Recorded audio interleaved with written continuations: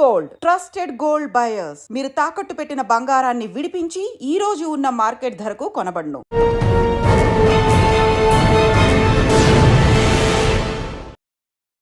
Welcome to crime diaries. ఈ వారం సొసైటీలో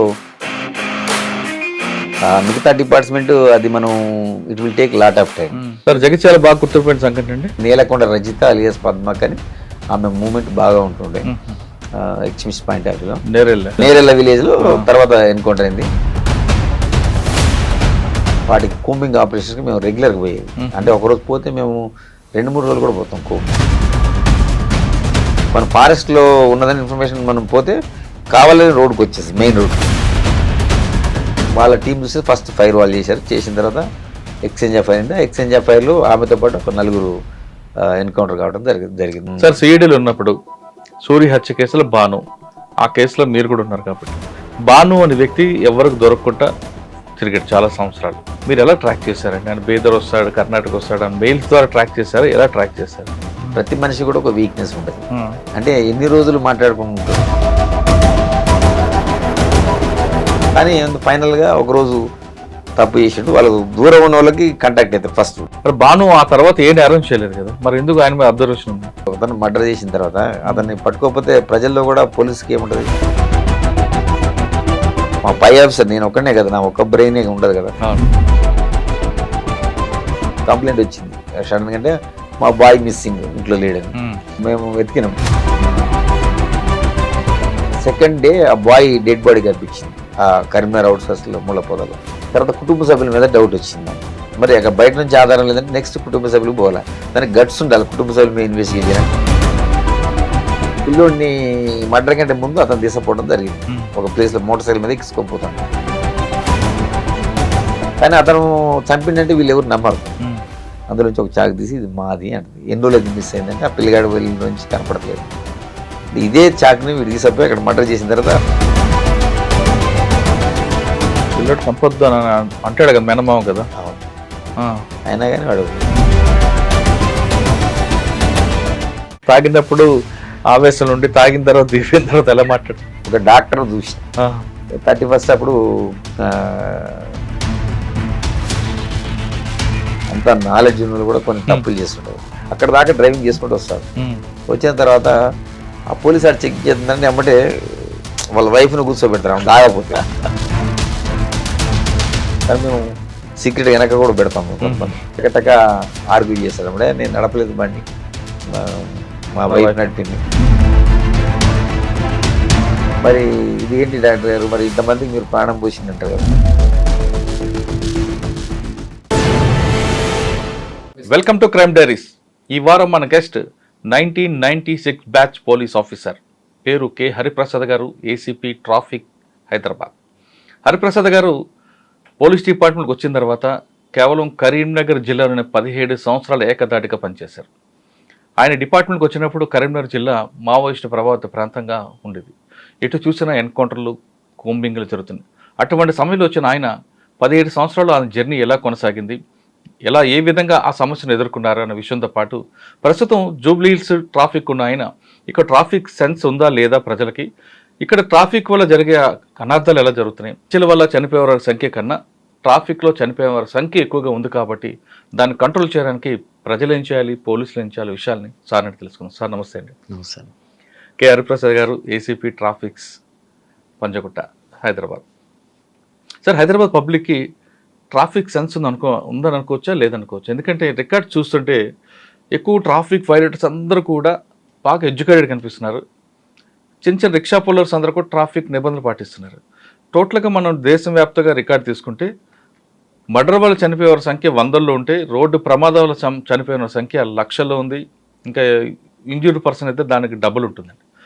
దీనికి సొల్యూషన్ కావాలంటే కేవలం పోలీసులే కాకుండా పబ్లిక్ వైపు నుంచి మీకు ఎలాంటి సపోర్ట్ కావాలి? ఈ ప్రశ్న చెప్పే ముందు Khammam to Hyderabad via Karimnagar me journey చెప్పండి. మురళీధర్ గారు, నా ప్రయాణం అనేది యాక్చువల్గా 1996 బ్యాచ్గా నేను సబ్ ఇన్స్పెక్టర్గా సెలెక్ట్ అయ్యాను. నేటివ్ వచ్చేసి ఖమ్మం తల్లాడ మండలం మాది. ఒక విలేజ్ శంకర్రావు మా ఫాదర్ పేరు, మదర్ నాగరత్నం. నేను బేసికల్గా అగ్రికల్చర్ ఫ్యామిలీ. వ్యవసాయం ఉన్నది మాకు మా ఊర్లో. తల్లాడ మంచి ఏరియా కదా సార్, అది చాలా బాగుంటది. చాలా బాగుంటుంది అగ్రికల్చర్ గా. మా విలేజ్ లో పర్టికులర్ కాటన్ మిర్చి బాగా వేస్తారు. మామిడి ఇవన్నీ కూడా బాగుంటాయి. బాగుంటాయి. మామిడి కూడా, నాకు మామిడి కూడా మ్యాంగో ఉన్నది, నాకు ఇష్టం. చిన్నప్పటి నుంచి కూడా నేను మ్యాంగో గార్డెన్, కొంచెం ముందుకెళ్తే ఆంధ్ర బోర్డర్ కదా. ఎస్ ఎగ్జాక్ట్లీ, రైజ్ చేస్తాం. మ్యాంగో గార్డెన్ కూడా నేను, నా పర్సనల్ ఇంట్రెస్ట్. నేను నాది బేసికల్ గా అగ్రికల్చర్ ఫ్యామిలీ. నేను చదువుకున్నది కూడా సైన్స్ కాబట్టి ఎంఎస్సి బాటనీ నాది, ఫ్రమ్ ఉస్మాన్ యూనివర్సిటీ 92-94 బ్యాచ్. దానికి ముందు కాంప్రహెన్సివ్ కాలేజ్ బిఎడ్ కూడా చేశాను నేను. Agriculture family, same time education. నాకు టీచర్ కూడా సెలెక్ట్ అయ్యాను నేను. కానీ 2 సెలెక్ట్ అయినప్పుడు ఒకటేసారి 96లో ఇది చూజ్ చేసుకోవడం జరిగింది. అంటే బై చాయిస్, ఛాన్స్ కాదు. 2 సెలెక్ట్ అయినప్పుడు నేను ఇది చూజ్ చేసుకున్నాను, పోలీస్ ఆఫీసర్ చూజ్ చేసుకున్నాను. ట్రైనింగ్ అయిన తర్వాత ఫస్ట్ పోస్టింగ్ ఇక్కడ? నేను ఫస్ట్ పోస్టింగ్ ఆఫ్టర్ పోలీస్ అకాడమీలో అయిన తర్వాత కరీంనగర్ జిల్లాకి అలాట్ అయినా. ఫస్ట్ డిస్ట్రిక్ట్స్ అలాట్ అయితే, మేము జనరల్గా ఏంటంటే ఖమ్మం నేటివ్ ఉన్న వాళ్ళు 3 డిస్ట్రిక్ట్స్ ఇస్తారు. ఒకటి ఆదిలాబాద్, కరీంనగర్, వరంగల్. ఆ 3 డిస్ట్రిక్ట్లో అప్పుడు వాళ్ళు, మేము ట్రైనింగ్ చేసినప్పుడు చాలా విషయాలు ఉన్నాయి, మీకు చెప్పాలి కొన్ని విషయాలు. మా బ్యాచ్లో జనరల్గా ట్రైనింగ్ అప్పుడే చాలా మంది ఎక్స్ట్రీమిజం ఉండి, అప్పుడు కరకగూడలో ఒక ఎన్కౌంటర్ అయింది. అప్పుడు దాదాపు పోలీస్ ఆఫీసర్స్ చాలా మంది చనిపోయారు, 15 మంది దాకా. అప్పుడు మా బ్యాచ్ నుంచి ట్రైనింగ్లో నుంచి కొంతమంది ఆ పేరెంట్స్ ఒత్తిడికి మేము చేయము ఈ జాబ్ అని చాలా మంది వెళ్ళిపోవడం కూడా జరిగింది పోలీస్ ఆఫీసర్గా. అంటే ఆ విధంగా టెన్షన్, ఆందోళన ఉండే. అప్పుడు కంటిన్యూగా ఒక యుద్ధ వాతావరణం ఉన్నది. ఆ యుద్ధ వాతావరణంలో కొంతమంది జాబ్ వదిలిపెట్టిపోవడం కూడా జరిగింది. కానీ మేము కరీంనగర్ అనేది హైలీ ఎఫెక్టెడ్, ఈ 4 జిల్లాల్లో హైలీ ఎఫెక్టెడ్ కరీంనగర్ జిల్లా. ఫస్ట్ పోస్టింగ్ నాది సిరిసిల్ల అని, అక్కడ ప్రొఫెషనల్గా పోయినా నేను. ప్రొఫెషనల్ పీరియడ్ ఉంటుంది మాది. ఆ సిరిసిల్ల అయిపోయిన తర్వాత నెక్స్ట్ నాకు పోస్టింగ్, ఫస్ట్ పోస్టింగ్ కాల్వ శ్రీరాంపూర్ అని పెద్దపల్లి దగ్గర ఉంటుంది. అది సిరిసిల్లాకి వెళ్ళే ముందు మీరు చెప్తున్నట్లుగా ఆ టైంలో బాగా పీక్ మూమెంట్ ఉంటుంది. దానికి ఏ రోజు తినదిన గండం దీర్ఘాశ్మన టైప్లో ఉండేది. అప్పుడు పోలీస్ పరిస్థితి ఎలాగ ఉండేది, మావోయిస్ట్ పరిస్థితి ఎలాగ ఉండేది. మరి మీ పేరెంట్స్ ఎవరు ఒప్పుకోలేదా? ఒప్పుకున్నారా? మా పేరెంట్స్ అంటే వాళ్ళకి ఎవరికి, అంటే హాయిగా ఊర్లో వ్యవసాయం చేసుకోకుండా ఎందుకు ఈ ఉద్యోగం, టీచర్ ఉద్యోగం వదిలిపెట్టి పోలీసు, అందులో పర్టికులర్ కరీంనగర్ ఎందుకు అనే వాళ్ళు అబ్జెక్షన్ చెప్పలేదు? చెప్పారు కానీ నాకు ఆ టైంలో చేయాలని ఉన్నది, ఇంట్రెస్ట్ కాబట్టి వాళ్ళని కన్విన్స్ చేయడం జరిగింది. అంటే పోలీసులు చూసి నేర్చుకున్నారా, లేదంటే ఎవరైనా పోలీస్ మీకు రోల్ మోడల్గా ఉన్నారా? అంటే మనం సాధారణంగా మనం చూస్తుంటాం, అంటే నెక్స్ట్ ఒకటి ఫస్ట్ మిలిటరీ, నెక్స్ట్ పోలీస్. అంటే సొసైటీకి మనం ఏదైనా సర్వీస్ చేయదలుచుకుంటే నిజంగా అప్పటికప్పుడు ఇమీడియట్ రిజల్ట్స్ వచ్చేది పోలీస్. అంటే నేను నమ్ముతా. ఎందుకంటే మనం ఎవరికైనా సహాయం చేయాలంటే, పూర్ పీపుల్కి కానీ సొసైటీలో సర్వ్ చేయాలంటే మనకి పోలీస్ డిపార్ట్మెంట్ డైరెక్ట్గా అందరికీ విజిబుల్ ఉంటుంది. మిగతా డిపార్ట్మెంట్ అది మనం it will take lot of time. కానీ మనం పోలీసులో ఏంటంటే ఎవరికైనా హెల్ప్ చేయదలుచుకుంటే, మనం రియల్ ఎవరైతే విక్టిమ్స్ ఉన్నారో వాళ్ళకి ఇమీడియట్గా మనం జస్టిస్ చేసే అవకాశం పోలీసులో ఉంటుంది. నేను నమ్ముతున్నా ఎగ్జాక్ట్లీ అది జరుగుతుంది కూడా. It's real. అందుకు పోలీసులు మీరు రైట్ సార్. సిరిసిల్ల మీకు ఏముంది దొరికిందండి ఫస్ట్ ఛాలెంజ్ మీకు? సిరిసిల్ల అంటే ప్రొబేషన్ పీరియడ్. మేము అక్కడ బొంగులో జనశక్తి మూవ్మెంట్ బాగుంటుంది. అక్కడ మావోయిస్ట్ 2 మిక్స్ ఉంటాయి అక్కడ. ఒకటి బొంగులోనే నాకు ఒకటి సిరిసిల్లలో ఒకటి ఆ లోకల్లో వచ్చి ఒక అతను అడ్వకేట్ ఉంటాడు. ఆయన్ని వచ్చి ఒక జనశక్తి మిలిటెంట్ వచ్చి లోకల్లో ఫైర్ చేసిపోయాడు. చేతిపోతే అతను హాస్పిటల్ షిఫ్ట్ చేసి చనిపోవడం జరిగింది. అంటే మేము కూడా మూవ్మెంట్ ఏంటంటే అప్పుడు మేము వెపన్ కంపల్సరీ క్యారీ చేయాల్సిందే. తర్వాత మేము ఎప్పుడు కూడా 24 hours అలర్ట్గా ఉండాలి. ఈవెన్ దో మనం బయట రోడ్డు మీద వెళ్ళేటప్పుడు కూడా మనం అందరిని కూడా అబ్జర్వేషన్ ప్రాపర్గా ఉండాలి. ఆ ఎక్స్ట్రీమిజం ఉన్నప్పుడు నేను ఏదో రొటీన్గా ఉంటా అంటే అప్పుడున్న ఆ పరిస్థితులు లేవు. నేను బయటికి వెళ్ళాలన్నా, మళ్ళీ పోయి పోలీస్ స్టేషన్లో పోవాలన్నా కానీ చాలా జాగ్రత్తగా పరిసరాలని మనం అబ్జర్వేషన్ ఉండాలి. ఎగ్జాక్ట్లీ. అప్పుడు రోజుల్లో మనం యూనిఫామ్ వేస్తాం కొన్ని కేసెస్లో.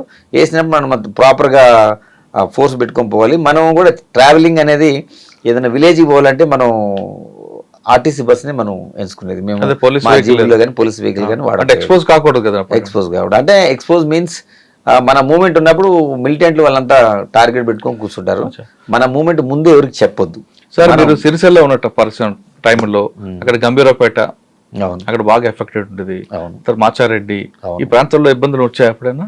ఉంటాయి, తప్పకుండా ఉంటాయి. మీరు అన్నట్టు గంభీరావుపేట, అక్కడ ముస్తాబాద్, ఎల్లారెడ్డిపేట, దాని తర్వాత నెక్స్ట్ మనం మాచారెడ్డి బోర్డర్, నిజామాబాద్ జిల్లా బోర్డర్. ఆ ఫారెస్ట్ ఏరియాలో కంటిన్యూగా మూవ్మెంట్ ఉంటే జనశక్తి ఉంటుండే వాళ్ళు ఎక్స్ట్రాక్షన్ చేస్తుండే ప్రజల నుంచి పైసలు ఎవరైతే ఉన్నారో కాంట్రాక్టర్స్ కానీ వాళ్ళు కానీ వీళ్ళు కానీ కొంచెం అది లంపెన్ గ్యాంగ్ ఉంటుండే, ఇది జనశక్తి, ఆ రణధీర్ అని అప్పుడు ఉంటుండే ఆ ఏరియాలో.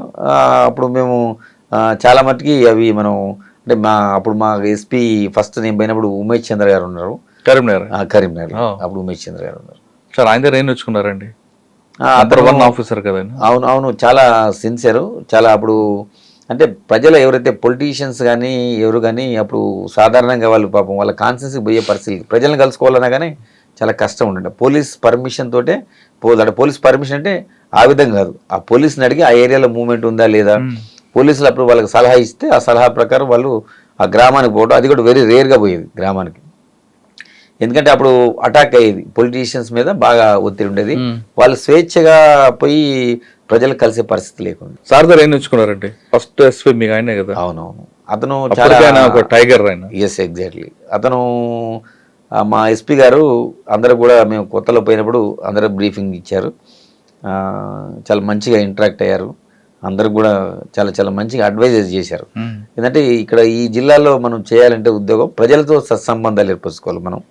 ఎందుకంటే ప్రజలతో మనం రిలేషన్ వాళ్ళతో ప్రజలతో మంచిగా ఉన్నప్పుడు ప్రజలు వాళ్ళు మనల్ని ఓన్ చేసుకుంటారు. ఏంటంటే ఇప్పుడు వాళ్ళ కింద ఎక్స్ట్రీమిస్ట్ ఏంటంటే కొంత వాళ్ళు సహాయం చేసినట్టు చేసి ప్రజలకి అందులో లంపెన్ ఉండేది, ఎక్స్ట్రాక్షన్ చేసేది, అవి చేసేది. మనం అట్లా ఉండొద్దు, ప్రజలకి మనం ఎప్పుడు హెల్ప్ఫుల్గా ఉంటే ప్రజలు మనకి ఇన్ఫర్మేషన్ ఇస్తారు.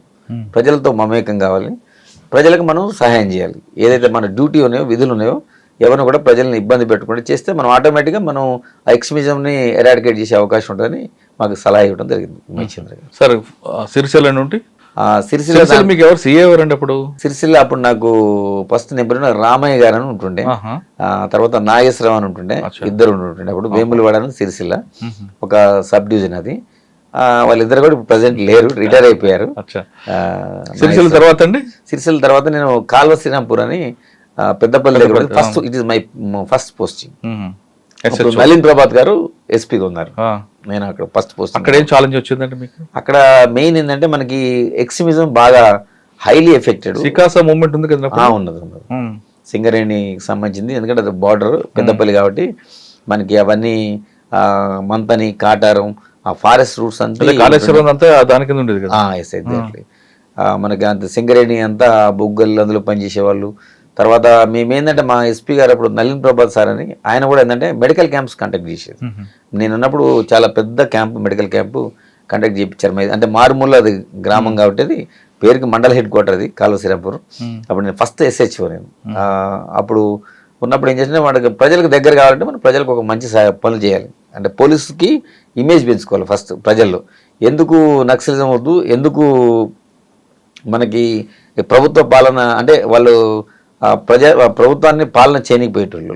ఎందుకంటే వాళ్ళే వచ్చి ఫారెస్ట్ విలేజ్లోకి వచ్చి ఆక్యుపై చేసి అక్కడున్న ఎవరైనా పొలిటీషియన్ వాళ్ళని చంపేయటం, తర్వాత పాలన అనేది లేదు. అంటే వాళ్ళు ఆధీనంలో తెచ్చుకొని ప్రయత్నం చేసేది. అది మనం ఓవర్కమ్ చేయాలంటే మనం ప్రజల్లో మంచి పేరు తెచ్చుకుంటే మెడికల్ క్యాంపు చాలా పెద్ద క్యాంప్ పెట్టినాం అక్కడ, బిగ్ క్యాంప్. ఎందుకంటే అప్పుడు రోజుల్లో అంత అవేర్నెస్ లేదు, రకరకాల డిసీజ్ ఉంటాయి ప్రజలకి.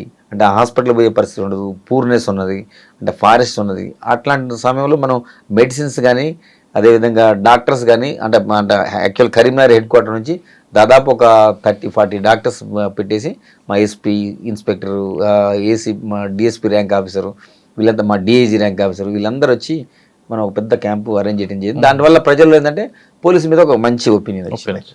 సార్ మీరు ఖమ్మం జిల్లా తల్లాడ మంచి వ్యవసాయం కుటుంబం, చుట్టూ బాగుంటుంది. అక్కడ నుండి మీరు సిరిసిల్ల నుంచి అటు వెళ్ళారు, ఒక కంప్లీట్ డ్రై ఏరియా అది, అంతా అన్నలు ఆడావిడ కనిపిస్తుంది. ఆ వాతావరణం అలవాటు చేసుకోవడానికి ఎన్ని రోజులు పట్టింది మీకు? నేనంటే నా నేపథ్యం అంటే ఖమ్మం జిల్లా కావచ్చు, నేను చదువుకున్నది కూడా ఎడ్యుకేషన్ మళ్ళీ ఉస్మాన్ యూనివర్సిటీలో చదువుకున్నాను. కంప్లీట్ అర్బన్ నుంచి కదా. అందుకనే అక్కడ ఉస్మాన్ యూనివర్సిటీలో చదువుకున్నప్పుడు కూడా నాకు వేరే జిల్లా వాళ్ళతో కూడా సంబంధాలు ఏర్పడుతుంటాయి. ఎందుకంటే అది హబ్. అప్పుడు ఉన్నప్పుడు ఉస్మాన్ యూనివర్సిటీ చాలా పెద్ద మంచి అప్పుడు ఉండే. ఎందుకంటే అప్పుడు ఇంజనీరింగ్ సీట్ కానీ మెడిసిన్ సీట్ కానీ ఏం లేవు. ఆ రోజుల్లో క్రీమ్ అంతా ఉస్మాన్ యూనివర్సిటీకి వస్తుండే. ఆ ఎడ్యుకేషన్లో మనం చదువుకున్నప్పుడు ఇది మహబూబ్నగర్ కానీ, నల్గొండ కానీ, అదేవిధంగా కరీంనగర్ కానీ, వరంగల్ కానీ కొంతమంది విద్యార్థులు మేము కలిసినప్పుడు మాట్లాడుకోవడం జరిగింది. అది ఏదైనా మీరు చెప్పినట్టు కొంచెం డిఫరెంట్ డిస్ట్రిక్ట్ అది. కరీంనగర్ అనేది ఇప్పుడు నక్సలిజం తోటి భయభ్రాంతులకు గురైన జిల్లా, అంత ఈజీ కాదు మీరు చేయటం అన్నట్టు. ఫస్ట్లో కొంచెం ఇబ్బంది ఉన్నమాట వాస్తవమే, కానీ దాన్ని మీకు ఇల్లు కూడా దిగేవారు కదండి ఆ ఊర్లో. అవునవును, మాకు అందుకనే ఇల్లు ఇవ్వరు, వాస్తవం మీరు చెప్పింది. క్వార్టర్స్ ఉన్నాయి అప్పుడు, ఎందుకంటే మా ప్రిన్సెస్ లోపల ఆ క్వార్టర్స్ ఉంటాయి, ఆ క్వార్టర్స్ లోనే మేము ఉండాలి. బయటకు విలేజ్కి పోవాలంటే కూడా కూడా బాగుండేవి కావండి అప్పట్లో. అవునవును, ఎప్పుడు పడిపోతాయా ఎప్పుడు కూలిపోతాయా అని ఉండేవి కదా. ఉన్నాయి. అయితే మాకు కాళశ్రీనాపూర్లో కట్టినప్పుడు క్వార్టర్స్ పర్వాలేదు, మీరు అన్నట్టు కొన్ని ప్లేసెస్ ఉన్నాయి. కానీ ఇది గవర్నమెంట్ అప్పుడు ఇనిషియేషన్ తీసుకొని నక్సలిజం ఉంది కాబట్టి అవుట్స్కట్స్ లో, అంటే మా పోలీస్ స్టేషన్ చుట్టూ ఏం ఇల్లు ఉండవు.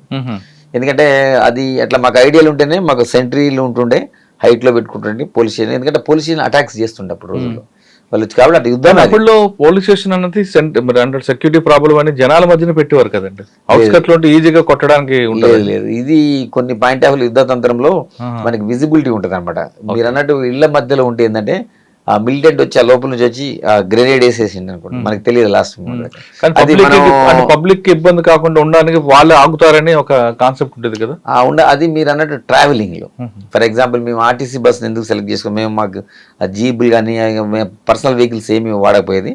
ఆర్టీసీ బస్సులు అంటే ప్రజలతో కలిసి ప్రయాణించేది కాబట్టి అప్పుడు వాళ్ళు ఈ ల్యాండ్ మైన్స్ ఉన్నాయి కదా, ఆ రోడ్స్ మనం చేసేటప్పుడు బ్లాస్టింగ్ చేసి ఇది చేసే పరిస్థితి ఉండేప్పుడు. అందుకని మనం ప్రజలతో కలిసి ప్రయాణం చేసేది. ఇక్కడ ఏంటంటే ఇది యుద్ధతంత్రం, ఇది యుద్ధతంత్రం. ఇప్పుడు రోజుల్లో ఎవరికి అవగాహన లేదు ఇప్పుడు వచ్చిన పోలీస్ ఆఫీసర్స్కి. అప్పుడు రోజులు ఏంటంటే మన పోలీస్ స్టేషన్ అవుట్స్కట్స్లో ఉంటే ఏంటంటే మనకు అడ్వాంటేజ్ ఉంటుంది. మన చుట్టూ ఉన్న ప్రిమిసెస్ని అంటే వాళ్ళ మూవ్మెంట్ ఎవరు కనిపించినా కానీ ఫైర్ చేస్తారు. అదివరకు మనం ఎవరు వచ్చినా కానీ చెప్పి రావాలి, అక్కడ వాళ్ళు ఆగాల్సిందే.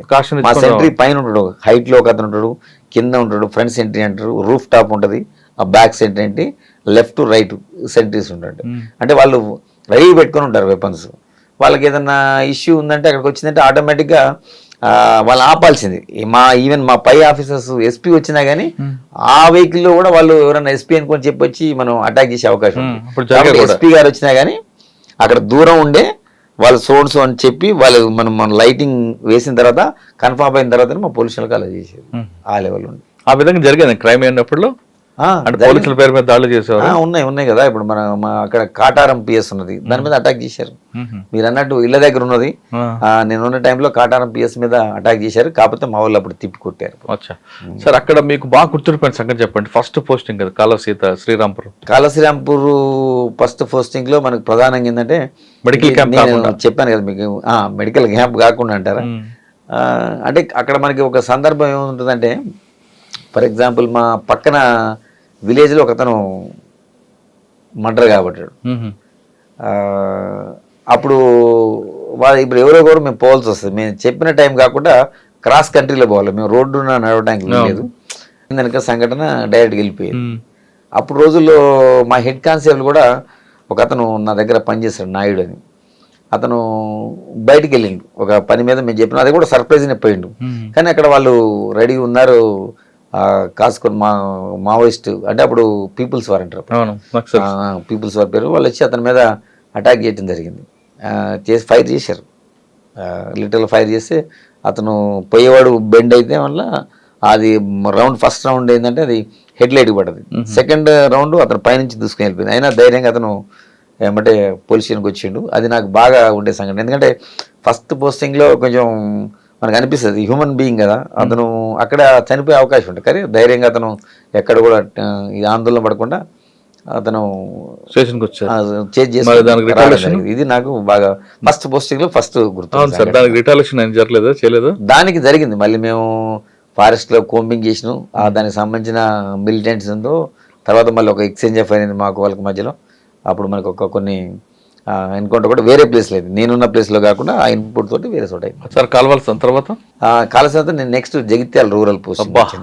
జగిత్యాల రూరల్ అంటే జగిత్యాల అంటే అప్పటికి వెరీ అది. తర్వాత అక్కడ మీరు అన్నట్టు కాలువశ్రీరాంపురం అంత కాదు, అక్కడ మనకి కెనాల్స్ ఉన్నాయి, వాటర్ కూడా బాగుంటుంది, ల్యాండ్స్ కూడా బాగుంటాయి.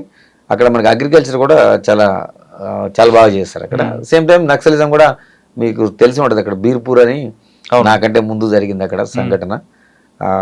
మీకు ఐడియా ఉందా బీర్పూర్ గురించి? చెప్పండి. బీర్పూర్లో ఏమైందంటే మావోయిస్టులు ఏం చేశారంటే, ఇప్పుడు ఒక పోలీసులు జీప్లో వస్తున్నారని వాళ్ళకు ఒక ఇన్ఫర్మేషన్ ఉన్నది, ఒక మర్డర్ అయింది అక్కడ ఆ ఏరియాలో. బీర్పూర్ నాకంటే ముందు, నేను వెళ్ళడానికి ముందు జరిగిన సంఘటన చెప్తున్నా. అప్పుడు ఆ పరిస్థితులు ఉండే పోలీస్ జీప్ అనుకొని వాళ్ళు ఏం చేశారంటే, ఒక పెళ్లి జీప్ పోతుంది ఆ రూట్లో, అది పోలీస్ అనుకొని వాళ్ళు బ్లాక్ చేయడం జరిగింది. అందులో దాదాపు ఒక 10-12 మంది చనిపోవడం జరిగింది. అచ్చా, దీని తర్వాత ఏటూ నగర్ అనుకుంటా ఇంకోటి అలా అదే విధంగా చేశారు. Yes, ఇది బీర్పూర్ మేజర్ ఇన్సిడెంట్. అక్కడ 30 లక్షల అలియాస్ గణపతి అని పేరు ఉంటుంది. అవును. అతను సెక్రటరీ చేశాడు. అది ఫేమస్ నేషనల్ లెవెల్లో పెద్ద స్థాయికి పోయింది అతను. అంటే ఆయన ఆ సంఘటన ఆయన ఉన్నారా? ఆయన లేడు. ఆయన గ్రామంలో జరిగింది. ఆ గ్రామంలో జరిగింది. ఆ మావోయిస్టులు చేసిన దుశ్చర్య వల్ల చాలా మంది ప్రజలు, ఇన్నోసెంట్ ప్రజలు ప్రాణాలు కోల్పోవడం జరిగింది అక్కడ. అచ్చా. దాంతో ప్రజల్లో కూడా వ్యతిరేకత వచ్చింది. ఆ సంఘటన తర్వాత ఏం మీరు వెళ్ళారు? తర్వాత మేము వెళ్ళాము. మరి ఆ బీర్పూర్ లో అప్పటికి ఉందా ఆ సిచ్యువేషన్ అండి? ఉన్నది. ఇప్పుడు మా బీర్పూర్ పర్టికులర్ గా ధర్మపూర్ ఏరియా, సారంగపూర్ అంటారు. మెయిన్ అంటే సారంగపూర్ మండలం. అది అండి గుట్టా విలేజ్ అని పిలుస్తారు దాన్ని. ఆ విలేజ్ లో ఎప్పుడు కంప్లీట్ మిలిటెంట్స్ ఉంటుంటే మనం అక్కడ నేను పోయిన తర్వాత కూడా చాలా ఎక్స్ట్రీమిస్ట్ చాలా మంది మర్డర్స్ చేశారు, చాలా మందిని చంపడం జరిగింది. సార్, జగిత్యాల అన్నది బాగా హాట్ టాపిక్ ఉండేది. పబ్బో చెప్పాలంటే హబ్ అది. ఓకే, అప్పుడు జగన్మోహన్ రెడ్డి గారు డిఎస్పీ సిఏ ఉండేవారు. ఆయన టైంలో మీరు పనిచేశారా జగన్మోహన్ రెడ్డి గారు కానీ లేదా నరసింహరావు గారు కానీ? నాకంటే ముందు చేశారు వాళ్ళు. నేను 2000 ఇయర్లో పోయినా, అంటే ఇప్పుడు 25 అంటే 25 ఇయర్స్ బ్యాక్ వెళ్ళాను. వెళ్ళడం జరిగింది. నాకంటే ముందు వాళ్ళు ముందు చేశారు. అప్పుడు నరసింహరావు గారు కానీ తను కానీ చేశారు. అప్పుడు నక్సలిజం పీక్ స్టేజ్లో ఉన్నది అప్పుడు. సార్, మేము వెళ్ళినప్పుడు కూడా పీక్ స్టేజ్లో ఉన్నది. జగిత్యాల మీకు బాగా గుర్తుండిపోయిన సంగతి చెప్పండి. జగిత్యాలలో పర్టికులర్గా నేను చేసిన పీరియడ్లో మేము చెప్పాను కదా, ఎక్కువ లెఫ్ట్ ఐడియాలజీ ఉన్నది, నాకు కూడా ఉన్నది యాక్చువల్గా. ఇప్పుడు వాళ్ళని ఇది చేయాలంటే ఇప్పుడు మనకు కూడా లెఫ్ట్ ఐడియాలజీ ఉండాలి. అందుకనే వాళ్ళు ఎన్నిసార్లు యాంబుష్ చేసినా మనం ఎప్పుడు కూడా వాళ్ళకి అవకాశం ఇవ్వలే. ఎందుకంటే మనకు కూడా ఆ మెంటాలిటీ ఉన్నది కదా. అర్థమైంది మీకు? అర్థమైంది. అందుకనే సాధారణంగా ఏంటంటే వాళ్ళకి ఏం ఐడియాలజీ ఉంటుందో మనకు ముందే చదువుకున్నాం కాబట్టి మనకు ఐడియా ఉండదు. లేకపోతే నాలాంటి వాళ్ళు నా బ్యాచ్మేట్స్ చనిపోవడం జరిగింది. ఫర్ ఎగ్జాంపుల్ చెప్తాను మీకు. చందుర్తి అని ఒక పిఎస్ ఉంటుంది, అది వేములవాడ పక్కన. శ్రీనివాస్ అని మా బ్యాచ్మేట్. అప్పుడు దాన్ని మనం ఏమంటాం, నాకు పేరు గుర్తు, ప్రజల వద్దకు పాలన లెక్క. అప్పుడు టీడీపీ గవర్నమెంట్ ఉండే అప్పుడు రచ్చబండ కాదు, జన్మభూమి కార్యక్రమానికి అతను ఏం చేశాడంటే, ఒక నైట్ అంటే పోలీస్ ఆఫీసర్లు ఇంతమంది ఎడ్యుకేట్ చేస్తారు, చెప్తారు, కొంతమంది ఏంటంటే కొంచెం నెగ్లెక్ట్ చేస్తారు మా వాళ్ళు కూడా. అతను ఏంటంటే జన్మభూమికి ఒక జీప్ తెచ్చుకొని పెట్టుకున్నాడు. నెక్స్ట్ డే జన్మభూమి ఒక రుద్రంగా ఒక విలేజ్లో ఉంటుంది. అయితే అతను ఏం చేసిందంటే ముందు ఒక జీప్ హైర్ చేసుకోడు, ప్రైవేట్ జీప్. ఇలా గవర్నమెంట్ వెహికల్ అసలే వాడడం. సడన్గా మనం పిలిచి అతనికి హైర్ చేసుకొని మార్నింగ్ అతను జన్మభూమికి పోవడానికి వెళ్తాడు. వెళ్ళేటప్పుడు ఆ రుద్రంగి దగ్గర నేరో రోడ్ ఉంటుంది. ర్యాడ్ ఉన్నప్పుడు వాటికి మనకి మైన్స్ పెట్టుకున్నారు. అవి కింద బ్లాస్టింగ్ కాకుండా మనకి సైడ్ నుంచి క్లైమర్ మైన్స్ పెట్టుకున్నారు. పెట్టుకోవాలి. ఆ క్లైమర్ మైన్స్ లో అతను బ్లాస్ట్ చేయడం వల్ల అతను చనిపోయాడు. అంటే ఈయన వస్తున్న ఇన్ఫర్మేషన్ వచ్చిందంటే వాళ్ళకి ఉంటుంది. అది జనరల్ గా ఎందుకంటే మనం వెహికల్ తెచ్చుకున్నాం కదా, ముందు వెహికల్ అంత ముందు రోజు నైట్ తెప్పించుకుంటారు తన వెహికల్.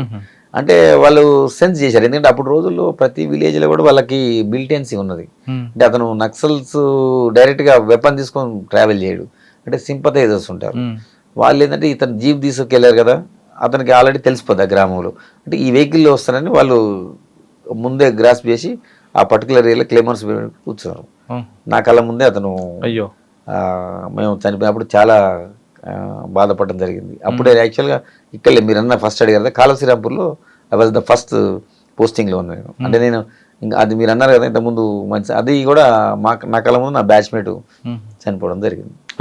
అవన్నీ ఉన్నాయి కాబట్టి మీరు ఇక్కడ చాలా జాగ్రత్తగా వెళ్ళారు జగిత్యాలలో. ఎగ్జాక్ట్లీ అక్కడ కానీ ఇక్కడ కానీ నేను ఎప్పుడు కూడా ఛాన్స్ ఇవ్వలేదు. ఎందుకంటే ఇట్లాంటి మనం ఏమాత్రం మనం తొందరపడ్డా కానీ ఏది మనకు నాకేం కాదులే అని ఎప్పుడు అనుకోండి, నాకు అవుతుందనే ఫీల్ అయితే ఏం కాదు. నేను ప్రికాషన్ నేను ఎంతసేపు అలర్ట్గా అలా అటాక్ చేసే పరిస్థితి మనం ఎప్పుడు ఛాన్స్ ఇవ్వలేదు. జగిత్యాల బాగా గుర్తుపోయిన సంఘటన అండి జగిత్యాలలో అంటే ఎక్స్ట్రీమిస్ట్ పాయింట్ ఆఫ్ వ్యూ అంటారా జనరల్గా నేను ఎక్స్ట్రీమిస్ట్ పాయింట్ ఆఫ్ వ్యూలో చెప్తాను. నేను పర్టికులర్గా నాకు ఒకటి జనరల్గా ఏంటంటే రేచ్పల్లి అని విలేజ్ ఉంటుంది.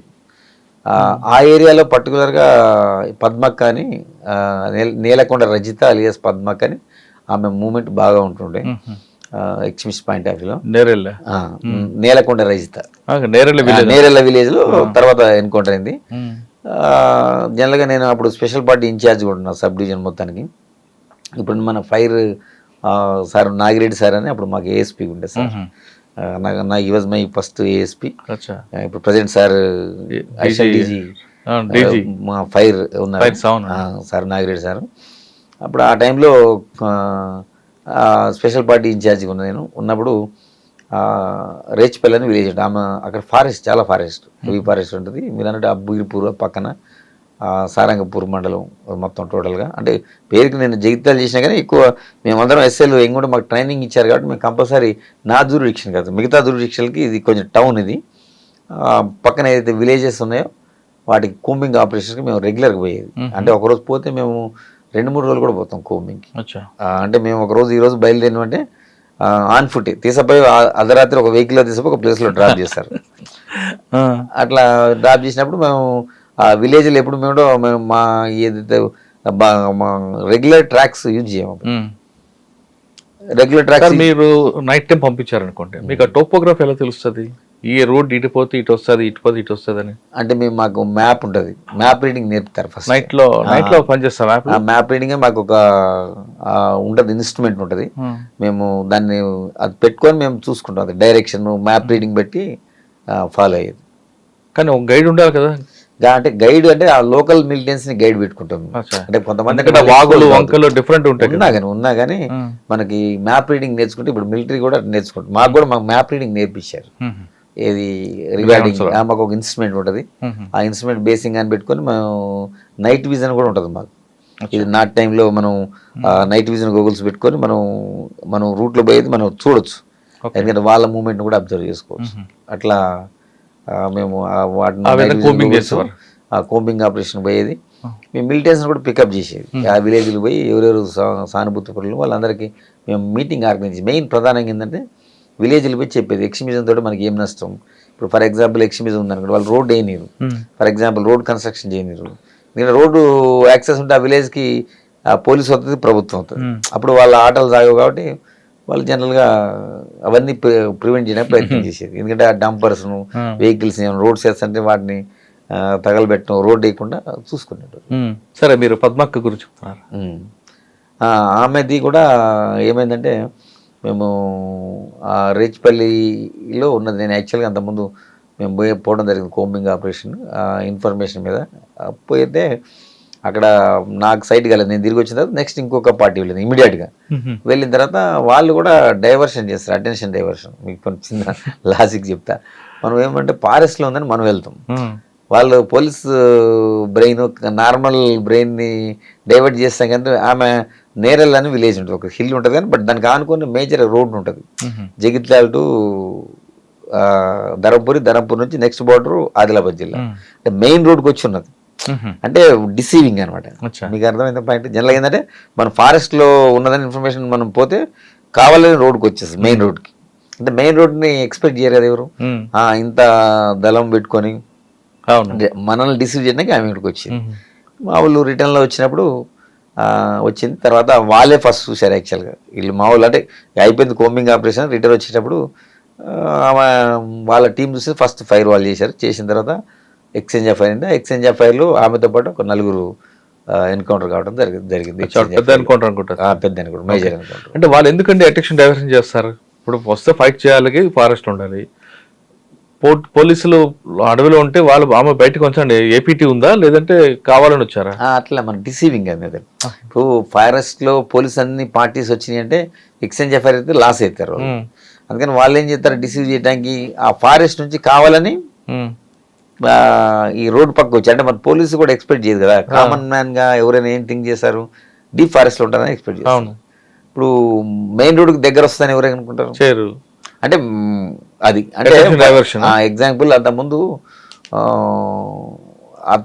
ఆమె భర్త ఉండు, మన పద్మక్క వాళ్ళ భర్త ప్రసాద్ అని ఉంటాడు. అది కూడా ఒక టీం అప్సిపురం అని ఉంటుంది అక్కడ, దాని నియరే. వాళ్ళు అట్లా డిసీవింగ్ చెప్తున్నారు. ఎగ్జాంపుల్ ఎట్లా ఉండేది అనేది. వాళ్ళు ఏం చేస్తారంటే మల్లాపూర్ మండలం అని దూరం ఉంటుంది, అది మన గోదావరి బోర్డర్లో ఉంటుంది. అక్కడ ఒకటి బ్లాస్టింగ్ చేస్తారు. చేసి అదేది అప్పుడు మనం టెలిఫోన్ మనం అప్పుడు ఇవి కాకుండా ఎక్స్చేంజ్ ఉండదు అక్కడ, అవును. దాన్ని బ్లాక్ చేశారు అక్కడ. మనం ఏమనుకుంటాం, మనం అక్కడ ఉంటారని అక్కడికి వెళ్తాం కదా, మన అటెన్షన్ వాళ్ళు ఏం చేశారు, అక్కడ ఏదైతే బ్లాస్టింగ్ చేసిందో ఆ ఏరియాలో ఉండరు, చేసి మళ్ళీ మనం ఎక్స్పెక్ట్ చేయకుండా వేరే ప్లేస్కి వచ్చి ఉంటారు కరెక్ట్ ఆ నైట్ వచ్చి. అంటే పోలీస్ కోంబింగ్ దొరకొద్దని మీకు అర్థమైంది. జనరల్ మనం ఏమనుకుంటాం, ఏదైతే అక్కడ ఆ ఏరియా ఉంటారు అనుకుంటాం, కానీ రైట్ ఆపోజిట్ లో వచ్చి ఉంటారు మన డిసీవ్ చేయడానికి.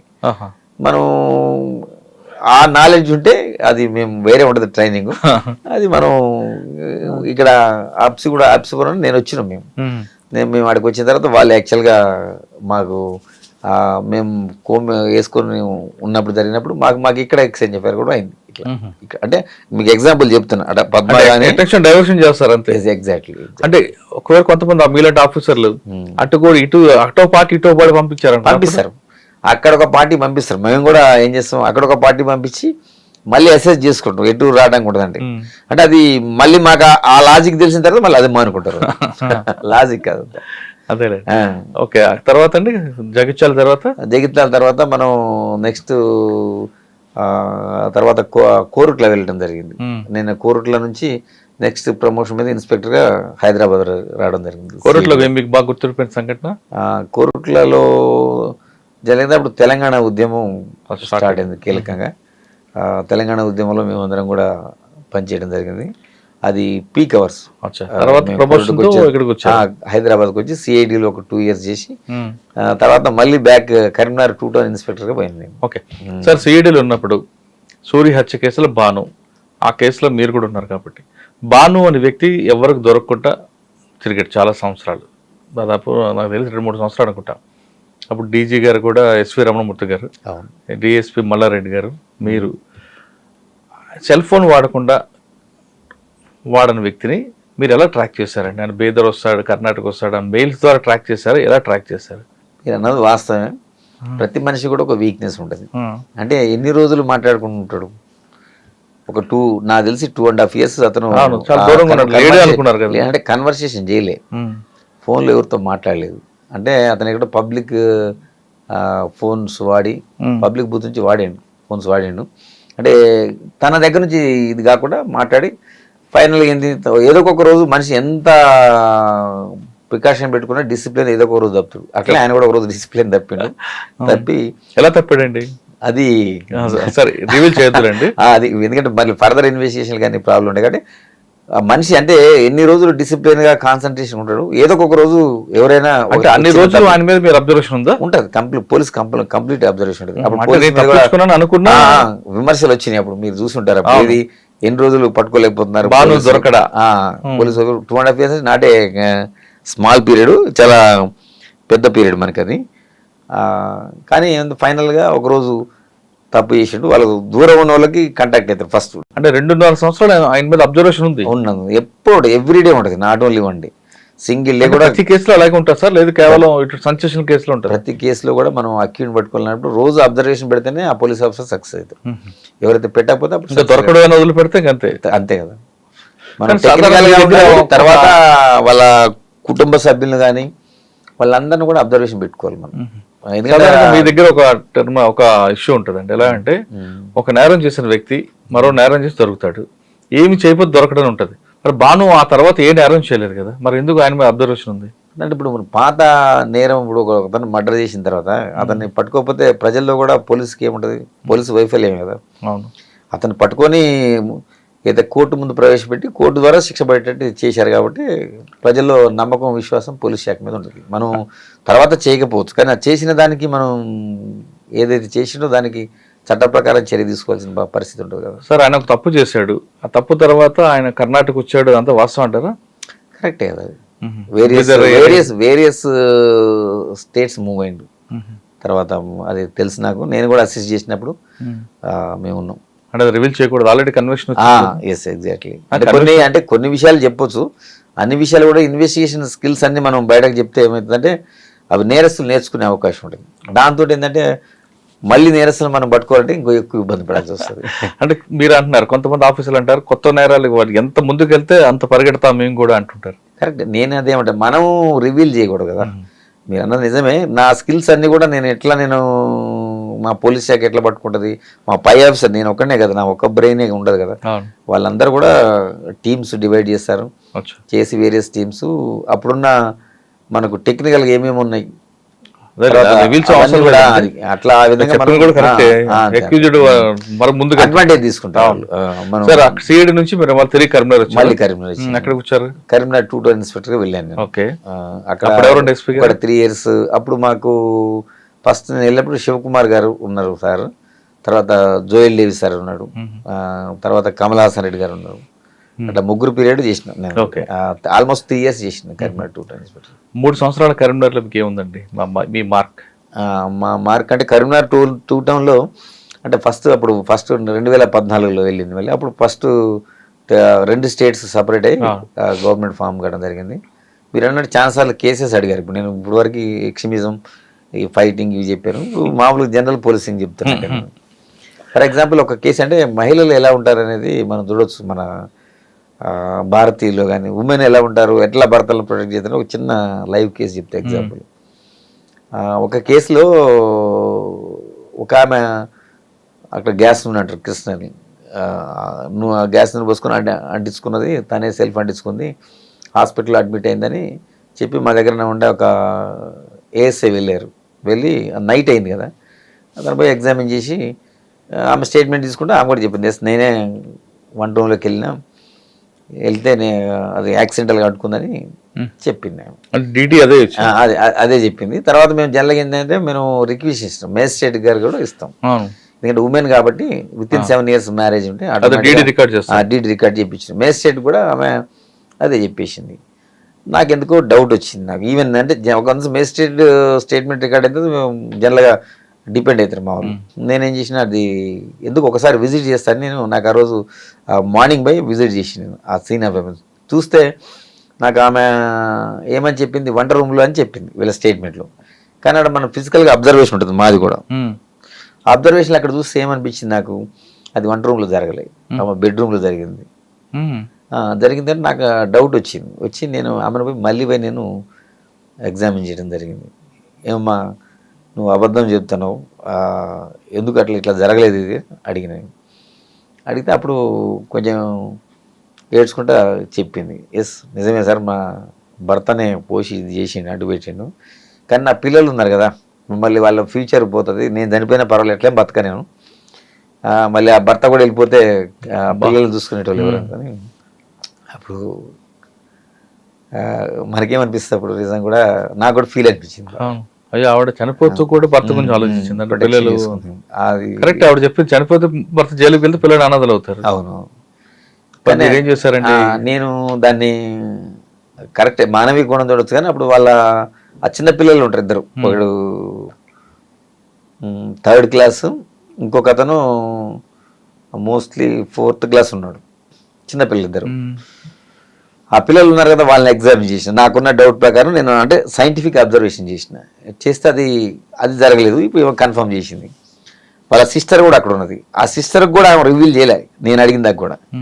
సిస్టర్కి అప్పుడు చెప్పిన తర్వాత మాట్లాడుకున్నారు, ఇది జరిగిందని సంఘటన బయటకు వచ్చిన తర్వాత నేను మళ్ళీ ఏమిటొచ్చి పిల్లల్ని కూడా దానికి కొరాబరేట్ చేయాలి కాబట్టి పిల్లల్ని కూడా ఎగ్జామిన్ చేస్తే వాళ్ళు కూడా చెప్పారు, మా మదర్కి ఫాదర్కి గొడవ అయిన తర్వాత కిచెన్లో పోయి ఆ కృష్ణాలు తీసుకొచ్చి ఇక్కడ పోసి ఆ బెడ్రూమ్లో అంటించిన తర్వాత ఇక్కడ జరిగిందని ఆ పిల్లలు కూడా చెప్తారు. చిన్నపిల్లలని ఎగ్జామిన్ వాళ్ళకి ఏం తెలియదు కదా, చిన్నపిల్లలు న్యాచురల్ ఏం జరిగిందో చెప్తారు. వాళ్ళిద్దరు స్టేట్మెంట్లు తర్వాత నేను రీఎగ్జామిన్ చేసి మళ్ళీ అతన్ని వాళ్ళ భర్తను అరెస్ట్ చేయడం జరిగింది. చేసి నేను ట్రయల్ కూడా జరిగింది. ట్రయల్ జరిగింది, అతను అరెస్ట్ చేసి జైలుకు పంపించడం జరిగింది. ట్రయల్లో కన్సర్న్ కోర్టు కూడా అతని లైఫ్ కన్విక్షన్ ఇచ్చింది.